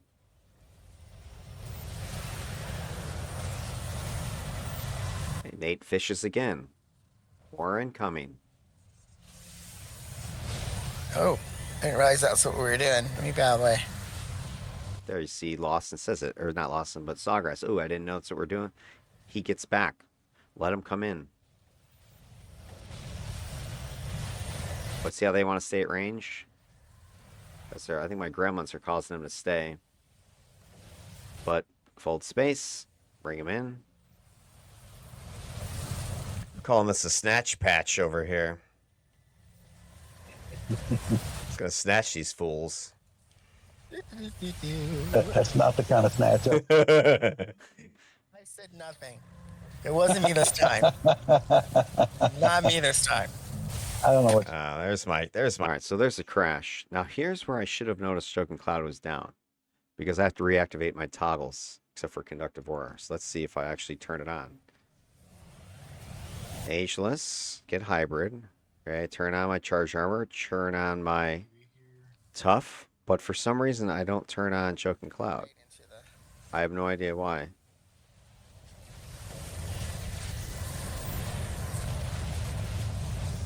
Bam, another big mighty attack. This guy's taking a little nap. I think I'm on a patch of damage. Fire, maybe. I was surprised by how much damage ticks that chain fences did. Blasters are cleaning up. Yeah, they're padding their stats. They're setting on some caltrops right now. So there's where like the ticks of damage hits are coming in. And Sawgrass is right, like Gar. He's just saying that the blasters are cleaning up because look at this. It's a beautiful position. This is essentially farming. All right, bringing these guys in. Another freaking TP. Uh-oh. See, there's where Choking Cloud again would have probably saved me some damage. Yes. Does forward space stack? Uh, I would imagine not, but I mean, like you both done at the same time. yeah. Oh, I didn't notice that I did it when he did it. Yeah, Yeah. it's just going to pull in the same 16 targets. Yeah. Yeah. I just misused. Is it line of sight or is it closest to you? I mean, I get that it's line of sight, but I'm not sure. Yeah. I don't know if it's like random around the target. How? I mean, we've got such good containment here of enemies between the taunts and the controls and debuffs that the blasters, which I would think is actually are in a bad position because I think both of them are up above us. So they do have line of sight, right? They can be shot. But stuff is coming in and then getting so focused right here that they're able to just unleash without having to worry about it. Now, you did see Hank took a big hit there at one point because all it's going to take is a couple shots coming through. You're going to get smoked. But they're just operating with impunity back here. You get in the wrong spot, and you pull Oh, he just got sniped. different ones into you, and it's like, oh shit. Yeah, I know exactly what you're talking about. You're like half of one group, half the other, and then the rest of the group aggros and comes to you. Yeah, you might have grabbed one out of that group or something. And you get like two or three groups at once. Okay, clearing up the rest of the side room. Easy enough. Now we're going down the hall to the final. Yes. Looks like a great place. All right, so here's the last area that we have to finish, right? Again, another classic corner line of sight pull. Here they all come. Nobody's sticking their face in here and interrupting. Gonna set up another little kill box and finish cleaning these guys up for it. If I was them. Now here's where the risk of ambush is, because I think last time we did this, they came from behind us and just like destroyed us. But we didn't seem to have as big of a problem with ambushes this night. It's the last room, man. Yeah. Yeah, if they show up from behind us, I'm just gonna freaking teleport them in.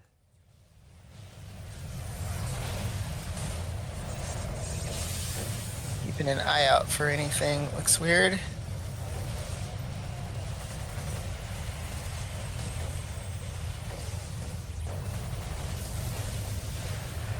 Kill, kill, kill.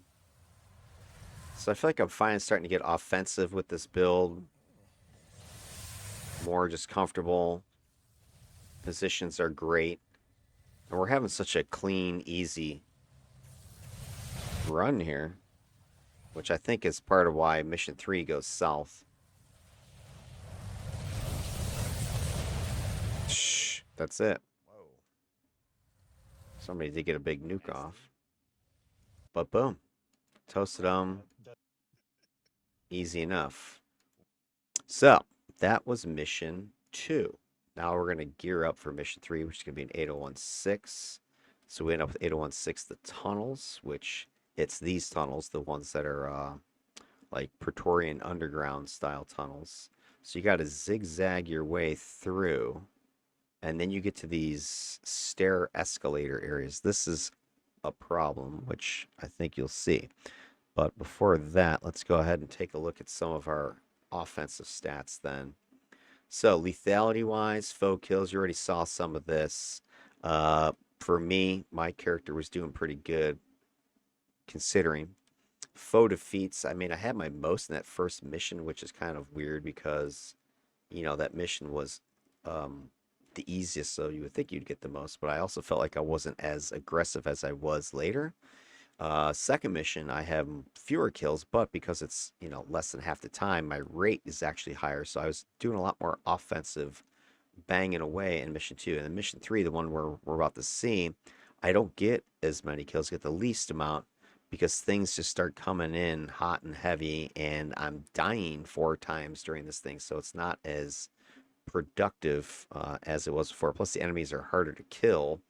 And I think I'm doing more setup of kills for our blasters, for instance, with the debuffs that I'm laying out there, which is fine. That's kind of the job, right?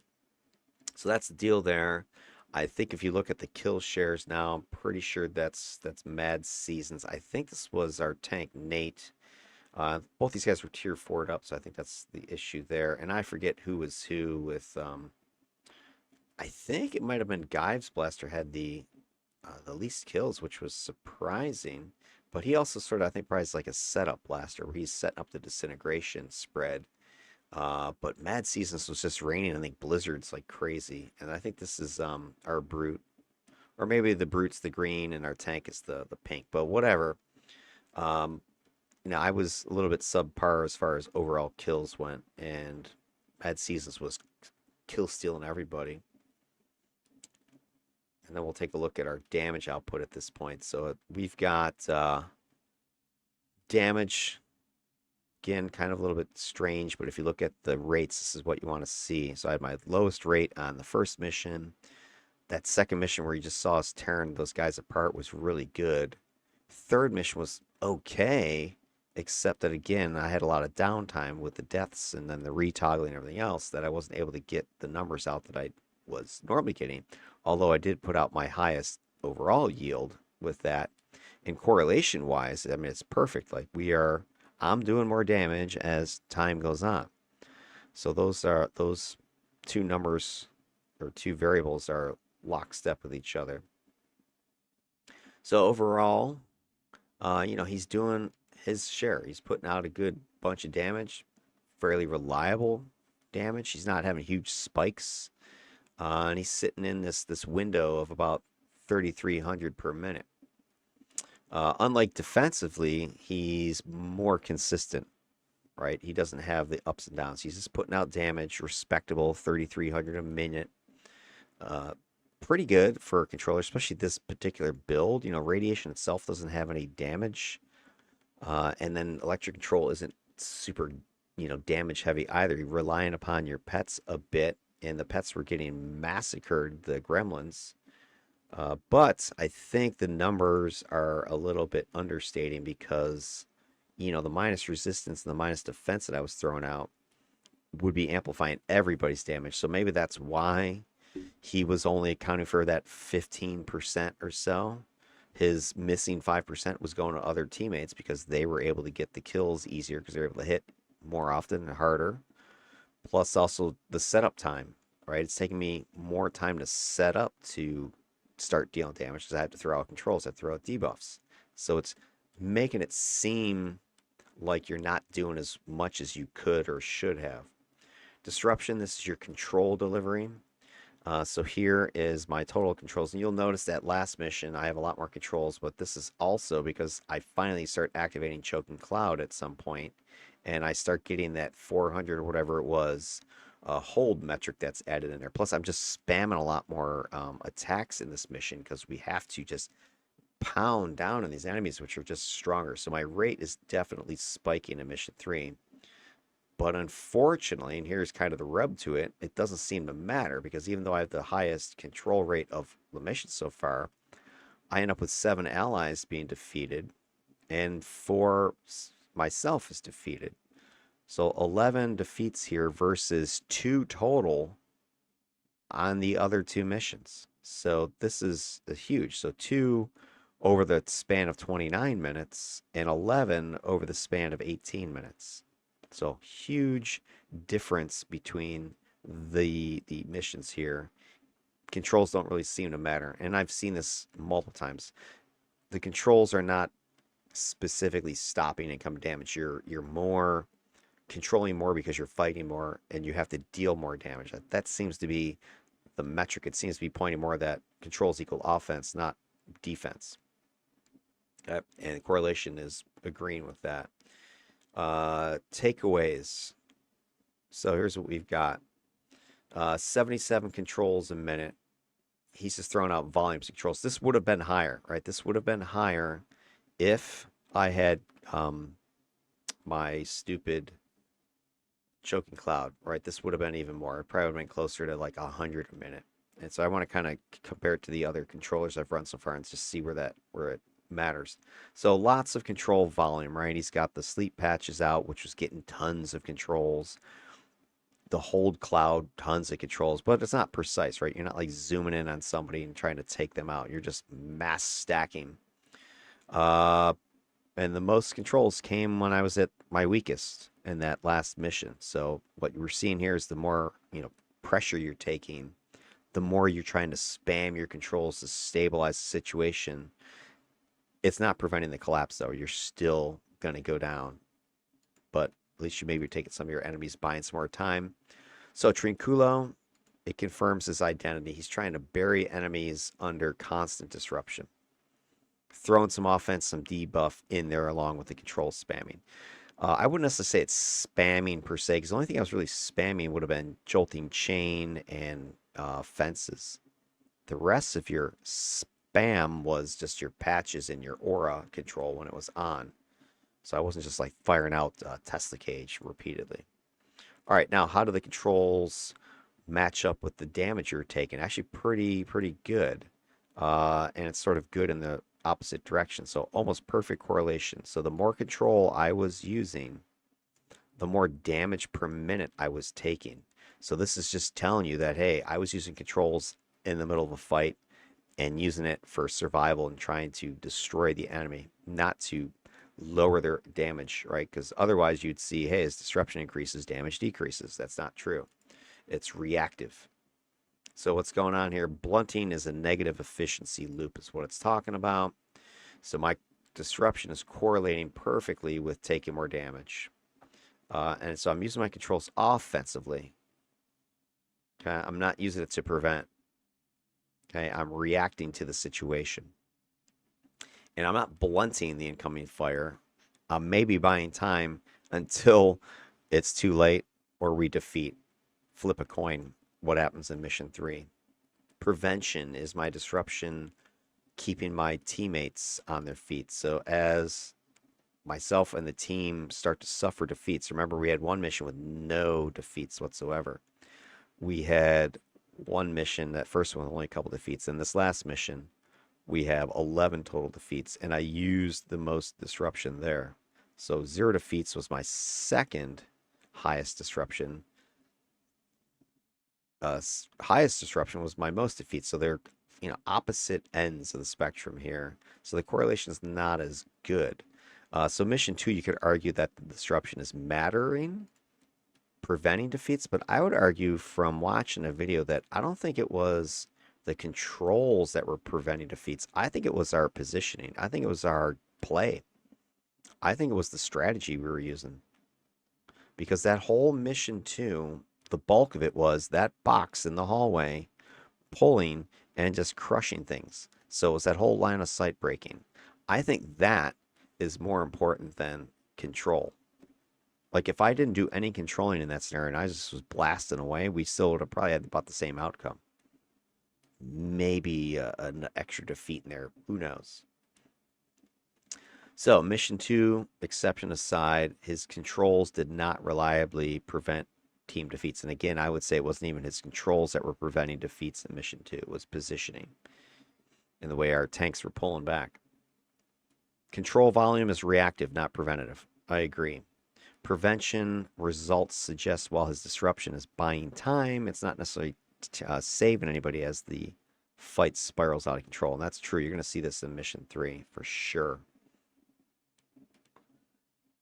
All right, then debilitation, control versus damage dealt. What's going on here?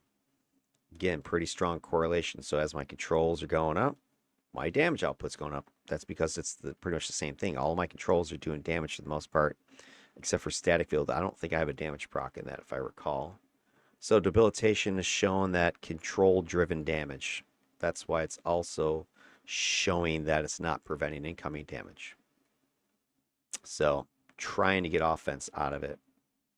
High efficiency is variable. Sorry, the efficiency is variable. So lots of damage per control in mission 1. Mission 3, I'm spamming it to survive, but I'm doing less damage. It could be because the enemy is more resistant to the damage.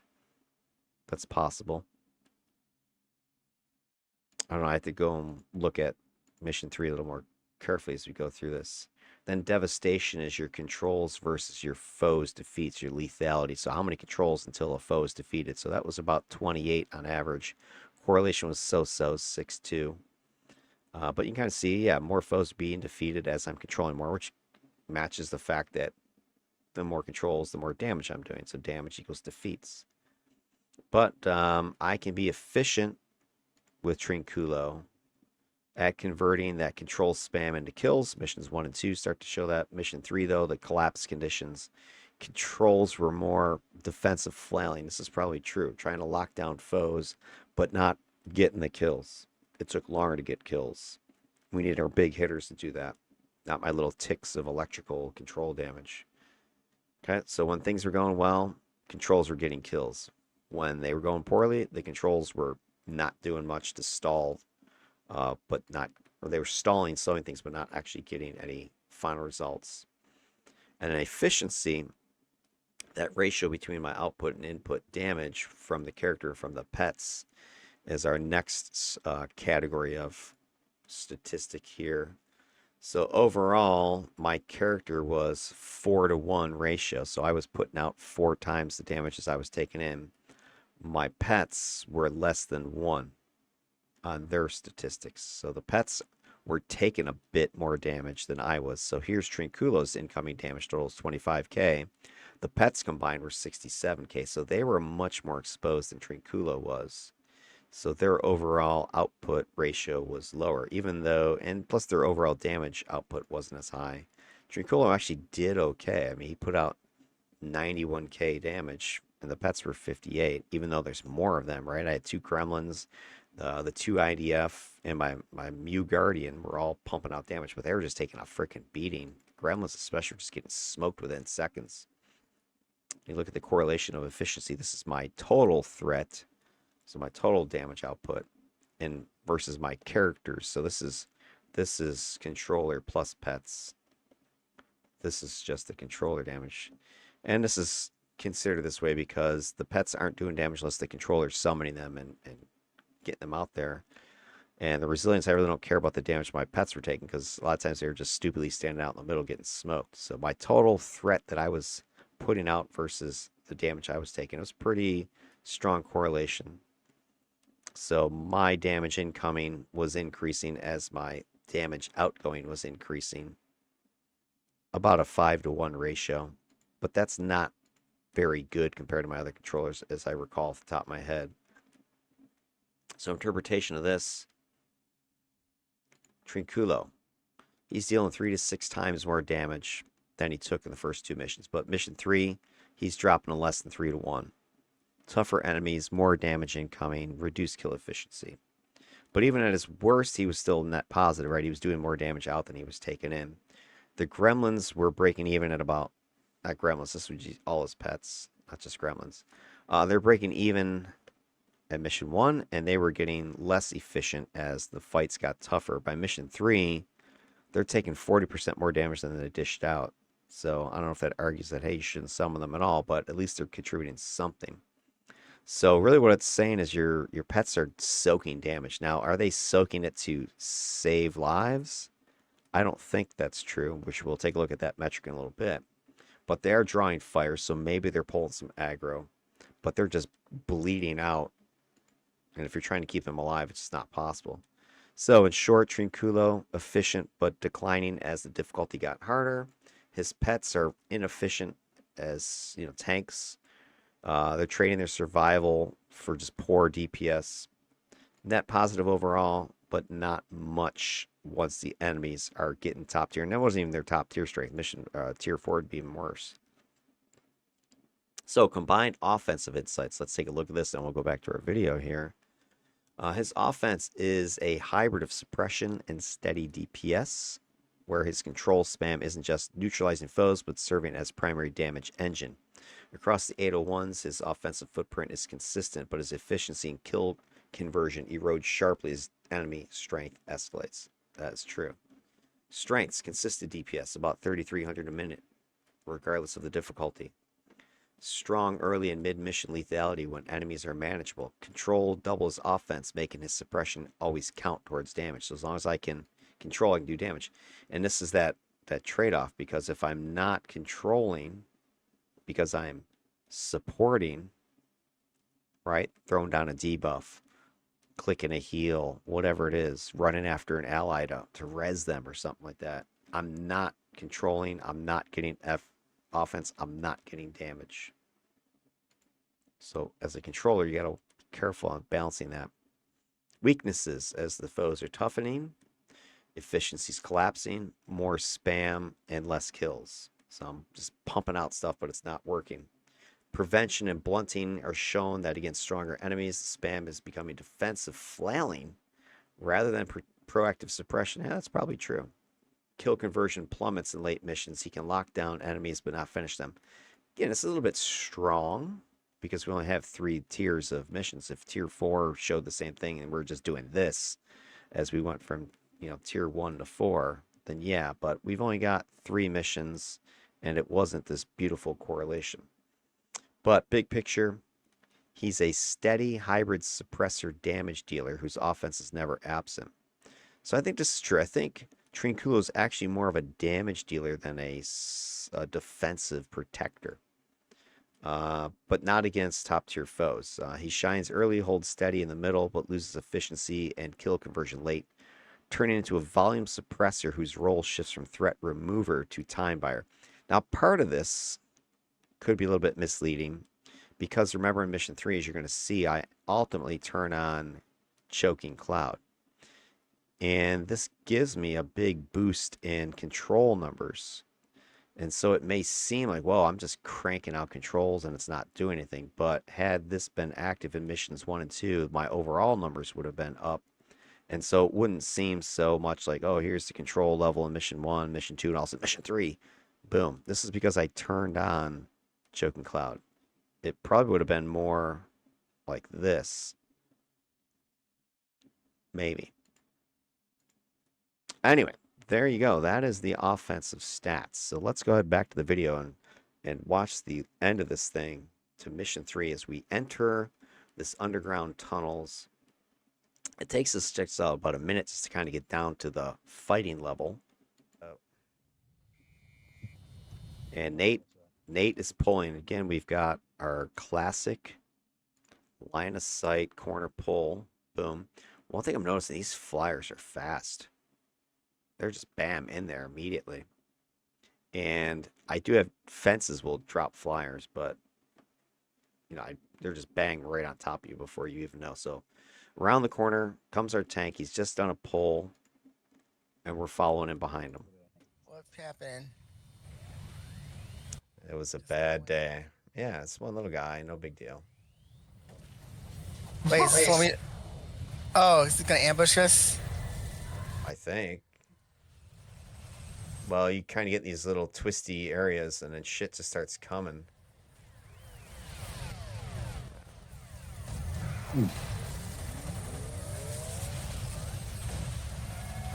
Okay, Nate's bringing more guys up. So we're trying to hold them on the stairs. All right, so we got the corner pull. All right, here's our corner. Right in here. And we got these stairs escalator situation here. Same thing behind us. The problem we have is you have a hard time with line of sight yourself, seeing them coming. Like they're down here, the enemies. And you know, they're pew-pewing you with their ray guns up the steps, up the ramp. You're poking your head around to see them and they're blasting away. And if they start putting their own patches and stuff right here, you have a hell of a time getting the right angle on them. So you have to really get dangerously close to the edge of these steps here to see down and actually get a target lock on somebody. Because I was having that issue a few times. I couldn't shoot people because they were even like this. I think it's like this railing was blocking my line of sight for some reason. I couldn't get good angles on people. Let's see what's happening. Yeah, I know. Just start yanking them. That didn't work. Probably they're getting too high level soon. And at this point, Fold Space is no longer able to teleport because the targets are bosses 54s, and it's like you're level locked by that power. You cannot teleport a +4 boss. Bad's happening because my gremlins are dead again. Okay, more guys are coming. In a weird spot on the steps, and it's where you can't really see them. It's really getting on my nerves. Yeah, so exactly what Morvain is saying. It's really hard to see them. And they're coming around the corner over here. Right, so they're coming up this way, and then they appear and they're just shooting. Remember, they're also stealthed. They've got a good angle. We're trying to shoot the guys that are right here, and they're blasting you from range, so it's really difficult, and they're kind of spread out. So this type of fighting, this attritional fighting, is going on for minutes. Yeah, I don't like this. There's stuff down there. Boom. Oh, yeah, he just got worked. Like Morvain.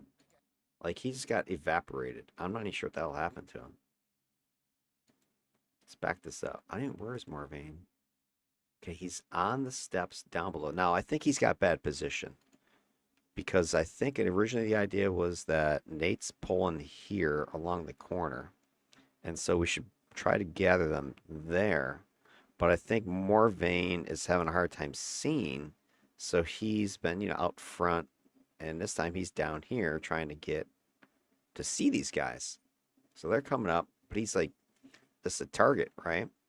And the only thing to protect him is his own stuff, of course, or if I can get debuffs way down here. But most of my debuffing and stuff is focusing here.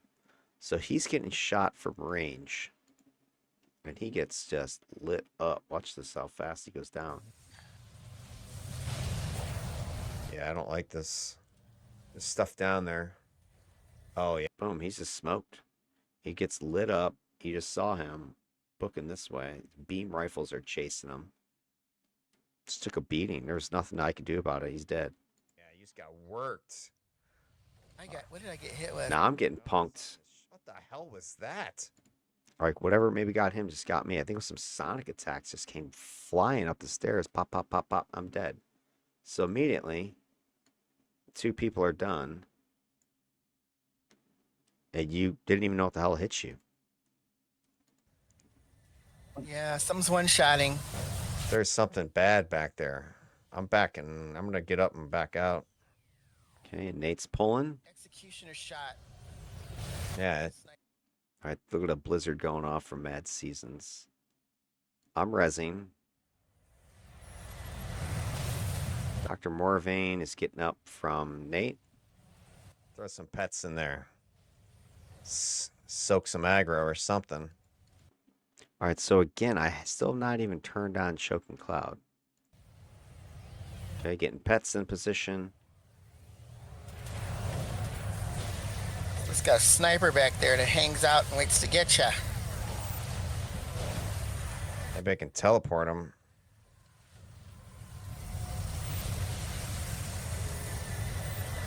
Blue Guardian's dead. He survived about 10 seconds.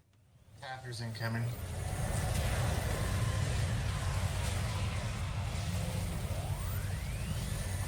Alright, so here's a good position. Now, see, I'm having a hard time getting the angles on these guys, because when I was over here more, I can't get them. So I'm over on this side now, and I'm having some hard time with some of this stuff is, I don't know, blocking my ability to target. It's weird. I'm seeing all these guys right here, getting the patches out, get the debuffs down. I promise you, it's safer than going down. Oh, no, I know. And I'm taking ticks of 6. What the heck's happening? That's, That you can sit on and go up the stairs. I get sleets hitting me. Escalator? Damn, they're pissed what I just did to them. Okay, I've gone God mode again. Still haven't turned on Choking Cloud. Yeah. They got me slowed.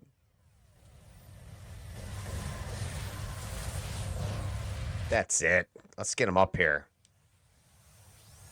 So I was hoping the TP would work on the pets, at least, because they're summoning soldiers and stuff down here. More guys coming from down on the right. It's just unending wave. The hell is... Like here, I'm just getting blasted.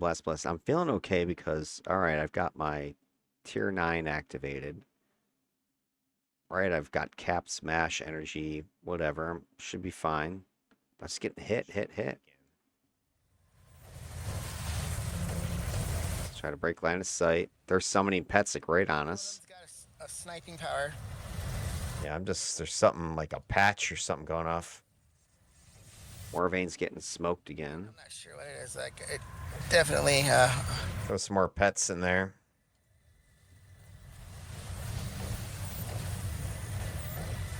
Now, even though I don't have Choking Cloud on, at this point I'm so far back it really doesn't matter.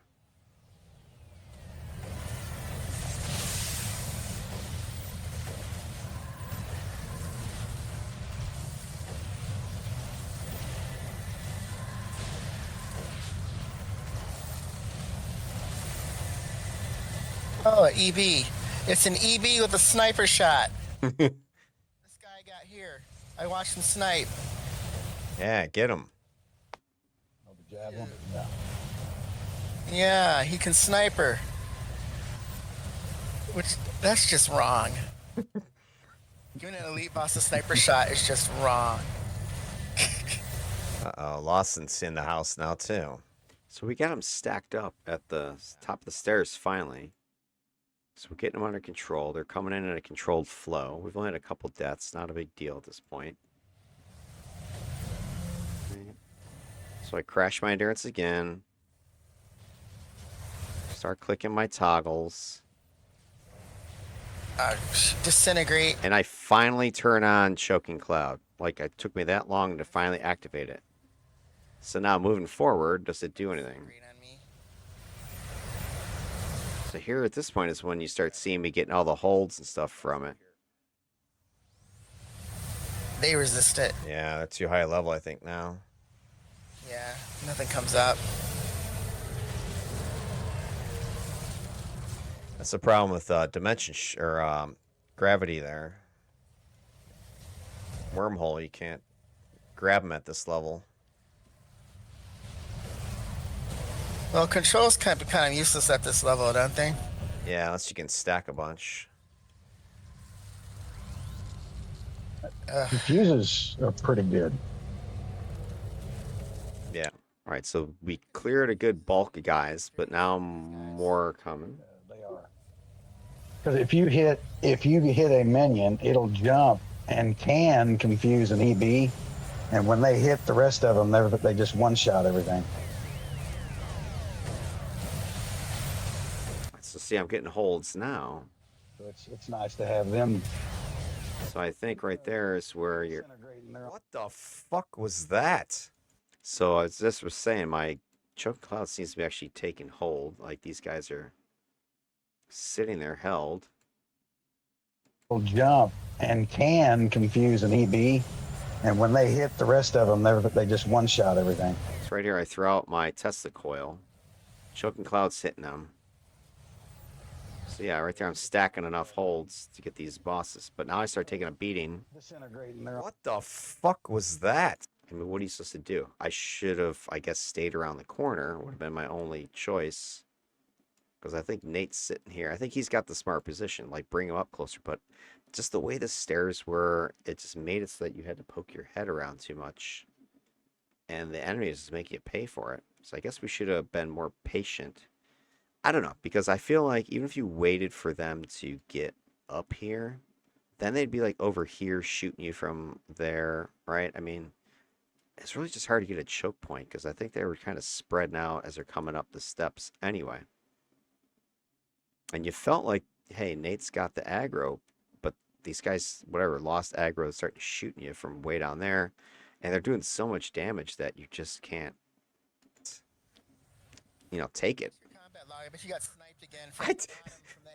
I was full and I'm freaking dead.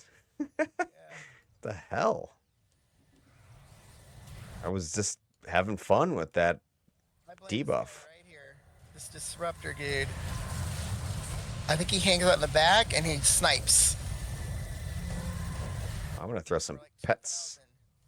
2,000. Yeah, I'm gonna check in that one. Get more Might be wrong, but that's- massive incoming damage. Okay, I think we got it cleared. But I think Nate's got some more coming up now. How many guys are down there? About 50 more. Jeez. Jeez. I'm backing up. It's hot. It's too hot for TV. I think I'm confused or something. Pets are down again. These pets are being slaughtered. Oh, Ticks of damage. Sleet or something. oh, can't run. More veins getting smashed.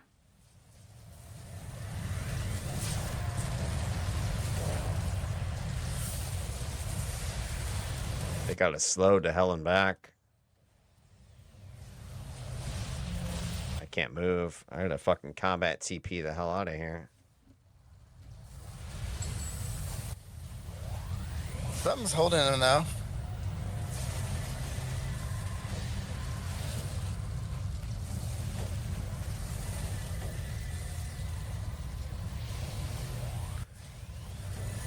Huge hits again. Electric patch, static field out.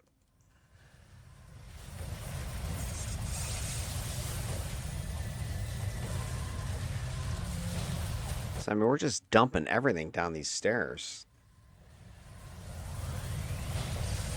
Send Moo Moo out there.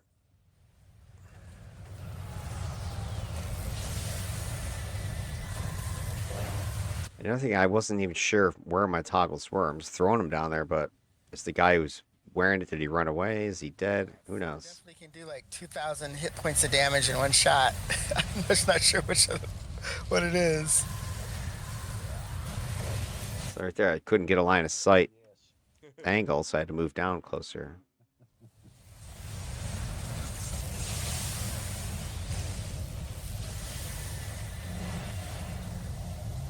Still flowing. So the good thing is I wasn't dead for long so far, but that's 2 of my defeats, right? All right, guys, that was level 1. Was There's that it? 47 more. Yeah, level 1 of 6. Okay, they're coming up again. Another group. The patch out. Moo Guardian's just getting wiped. Dr. Morvain gone again. Like Morvain, they're just like shredding him. The incoming. Bio armor just can't hold up.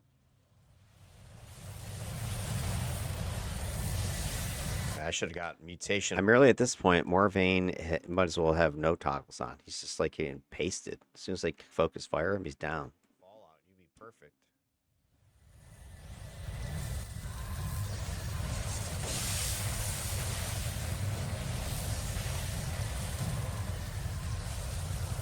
I think of the 7 deaths, he's like 5 of them or something. Yeah. There's just certain All of his armor sets that have aggro and taunt in them, so I'm not surprised. they don't really care about.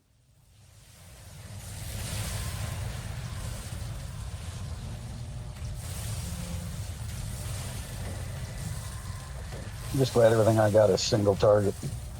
All right, look at this, another slaughter. Back this up. Okay, so check this out. All right, so it looks safe, right? Everything I got is single target. We clear this.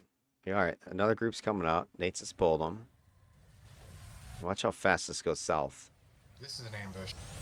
Oh, we gotta jump out of the way. Are we gonna die again? Getting out. I'm getting out. Got an ambush coming. Boom. I just wanted one more click. Dead. I'm gonna res myself. Nate's getting smoked. Nate's down. You lost your aggro magnet. I don't know. I think something like this is made for mutation. Dr. Morvain, he's dead. Yeah, Backing out, backing out. yeah, why not? Get my fucking defenses up. Okay, we're retreating. I'm gonna TT out. You guys good? Yeah, I'm good. Anybody need a rescue teleport? Was Hank? Yeah, get out. I'm Hank, gonna die again. That Hank, guy's buff to hell and back. I think Hank was trying to slow him down or something. Better do it. I'm gonna hit it, accept it or not. And the guys are chasing us up the freaking ramp. Coming up the steps right where I was. It's an All right, so we just lost a couple more guys right there. Beam rifle sniper. So here we are. We finally get ourselves back together at the top floor where we started. Because the ambush came and just like broke through. But here's a good choke point. Maybe this is where you pull these guys to all the way up from down below. I don't know.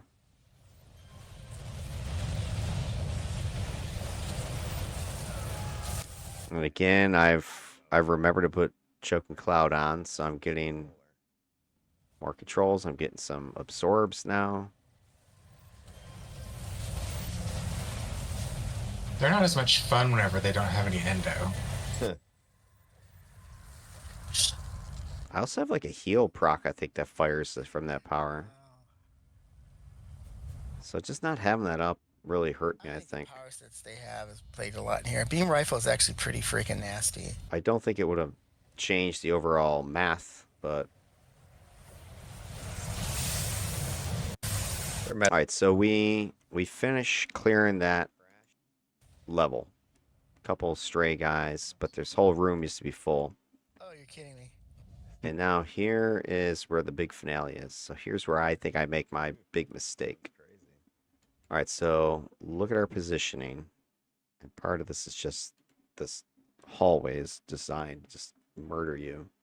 But you got, your big long hallway. It's open, so there's really no place to hide. There is a little object here, and you see there's a few guys back here. But again, I think this is where not having tactics hurt me too, because I don't think I could see everybody. The death trap too, guys. Yeah, this is where everybody's gonna die again. I'm pulling to like this bookcase right here. Alright, so Nate says he's pulling to the bookcase. So he goes right behind this thing. There's a bunch of guys around him. It doesn't look too bad. There's maybe a couple guys way back here. I don't think I saw them at the time. So at this point, I'm like, you know what? I'm feeling myself. We're doing okay, right? We cleared the big bulk of stuff. And I'm thinking, all right, we got to get through here. We go down one more level, and then we're in the really subterranean area, and then we get to the ship or whatever, and then this mission's over. We got this. This isn't too bad. So I'm like, let's do this. I think I'm all geared up, ready to go. Good luck. Over to you. I got choking cloud up. Let's do it. And I combat TP in. Hit mighty. And I'm doing it because I'm thinking this isn't bad. Because look at the position he's got. He's got them all gathered behind him. I'm TPing like right where he is. So I want to get behind that thing too. And I'm going to get the close quarters support. Because I figure, well, if I go up here, what good is it going to do me? I have no cover. So let me get in here with them. I'm not doing any good standing way back here. So let's go in. Combat teleport. Good luck. Over to you. Morvain just went in there. Our tank and our brooder in there, so I'm going in too. Mighty, but something knocks me back. All right, it's fine. Going off. We're unloading everything. Mad Season gets smoked. More damage. Everything's okay still. Oh, more guys are coming though. Wait a little bit. Okay, I need more pets. There's no place to go at this point. Where do you hide? There's no cover. There's no cover. Stunned. Preventative medicine. Perfect time. Morvain's dead. Mad Seasons is up. More pets. I'm dead. Hank's dead. Mad Season's dead. Dude, that's it. That's it. We're fucking dying. And this is it. Nate's dead. Just boom, boom, boom, boom. There's no place to hide, no place to cover. We had that little bookcase. That was it. I think maybe the play is pull them back all the way to that narrower entrance. That might be the only real way to do this safely. Because, or you push past maybe and get around this corner. I don't know what's around that corner though. But this just open. I don't even know if there's stuff over here. I couldn't tell. But yeah, it was just too much was happening right there. That was it. And boom, just like that, your trial ends. And your trial is ended. So let's go ahead and kind of get the wrap up stuff. Pet stuff, not anything crazy here. Were the pets and the characters damaged? Were they correlating at all? Not really. Pets were taking a ton of damage, more than Trinculo was. So pets soaked a little bit, but nothing crazy. Did the pets damage they took help with the team defeats at all? Were they tanking at all? Low correlation again for force, and no, not really. Inconsistent, if anything. Was the pet's damage output versus the character's output? Is there a correlation there? Yeah, so this makes sense as Trinculo is doing more damage, so are his pets, because we're in the fight together. We're both lending a hand, but overall, the pets were a decent chunk. This is one thing that I will point out. Trinculo's pet contribution was back to what I would call normal. From the DEFCON 5 series that I ran prior to this, controller pets were in the 40 to 50% damage contribution.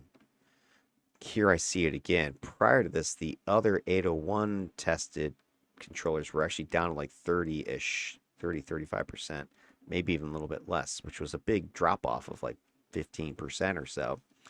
So I'm definitely seeing, hey, my pets are contributing again. I've also had a lot of pets. This is probably the most pet-heavy controller I've tested so far in the 801s. And then where the pets damage, was it correlating with foe defeats? Yeah, it appears it was. 0.93, so the more damage the pets were doing, the more foes are being defeated. Again, that should make sense. They're contributing, so not just aggro sponges, right? They're not just taking a beating, they're actually enhancing your lethality. They're putting out damage that's counting. So combined insights on the pets, they're not just window dressing, they're core to his performance, right? He's getting contributions from them. Significant incoming damage load, outgoing DPS. They're making him more like a squad leader than a controller, probably. So almost mastermindy like. But efficiency, durability declining against those tougher foes, as you saw.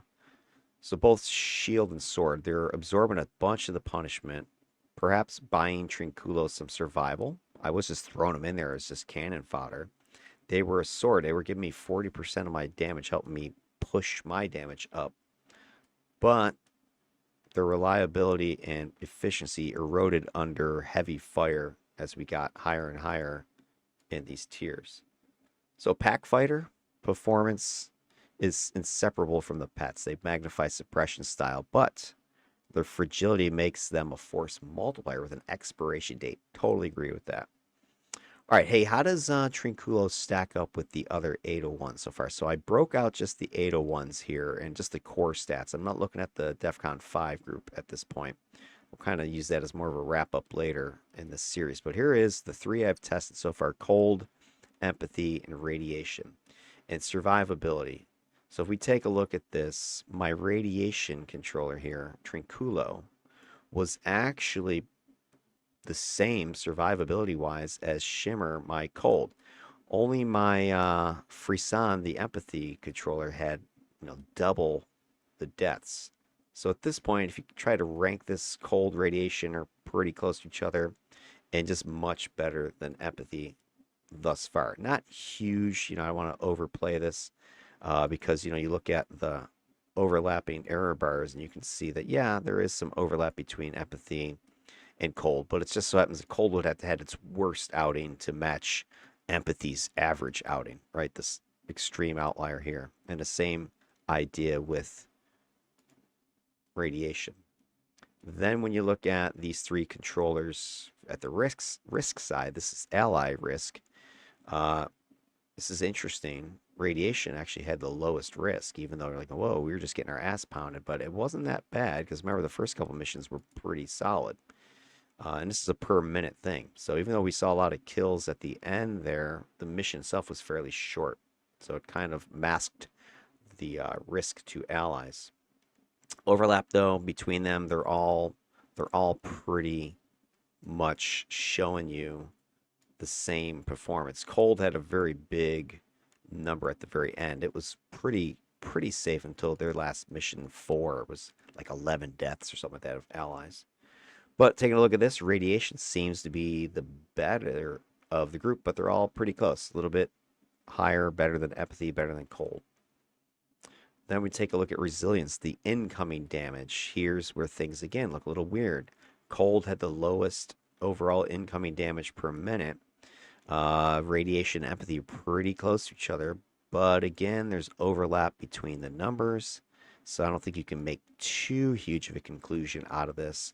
But Cold slightly better than Empathy, slightly better than Radiation. But Empathy and Radiation are pretty much identical to each other. Then if we take a look at Lethality, here is your foe defeats.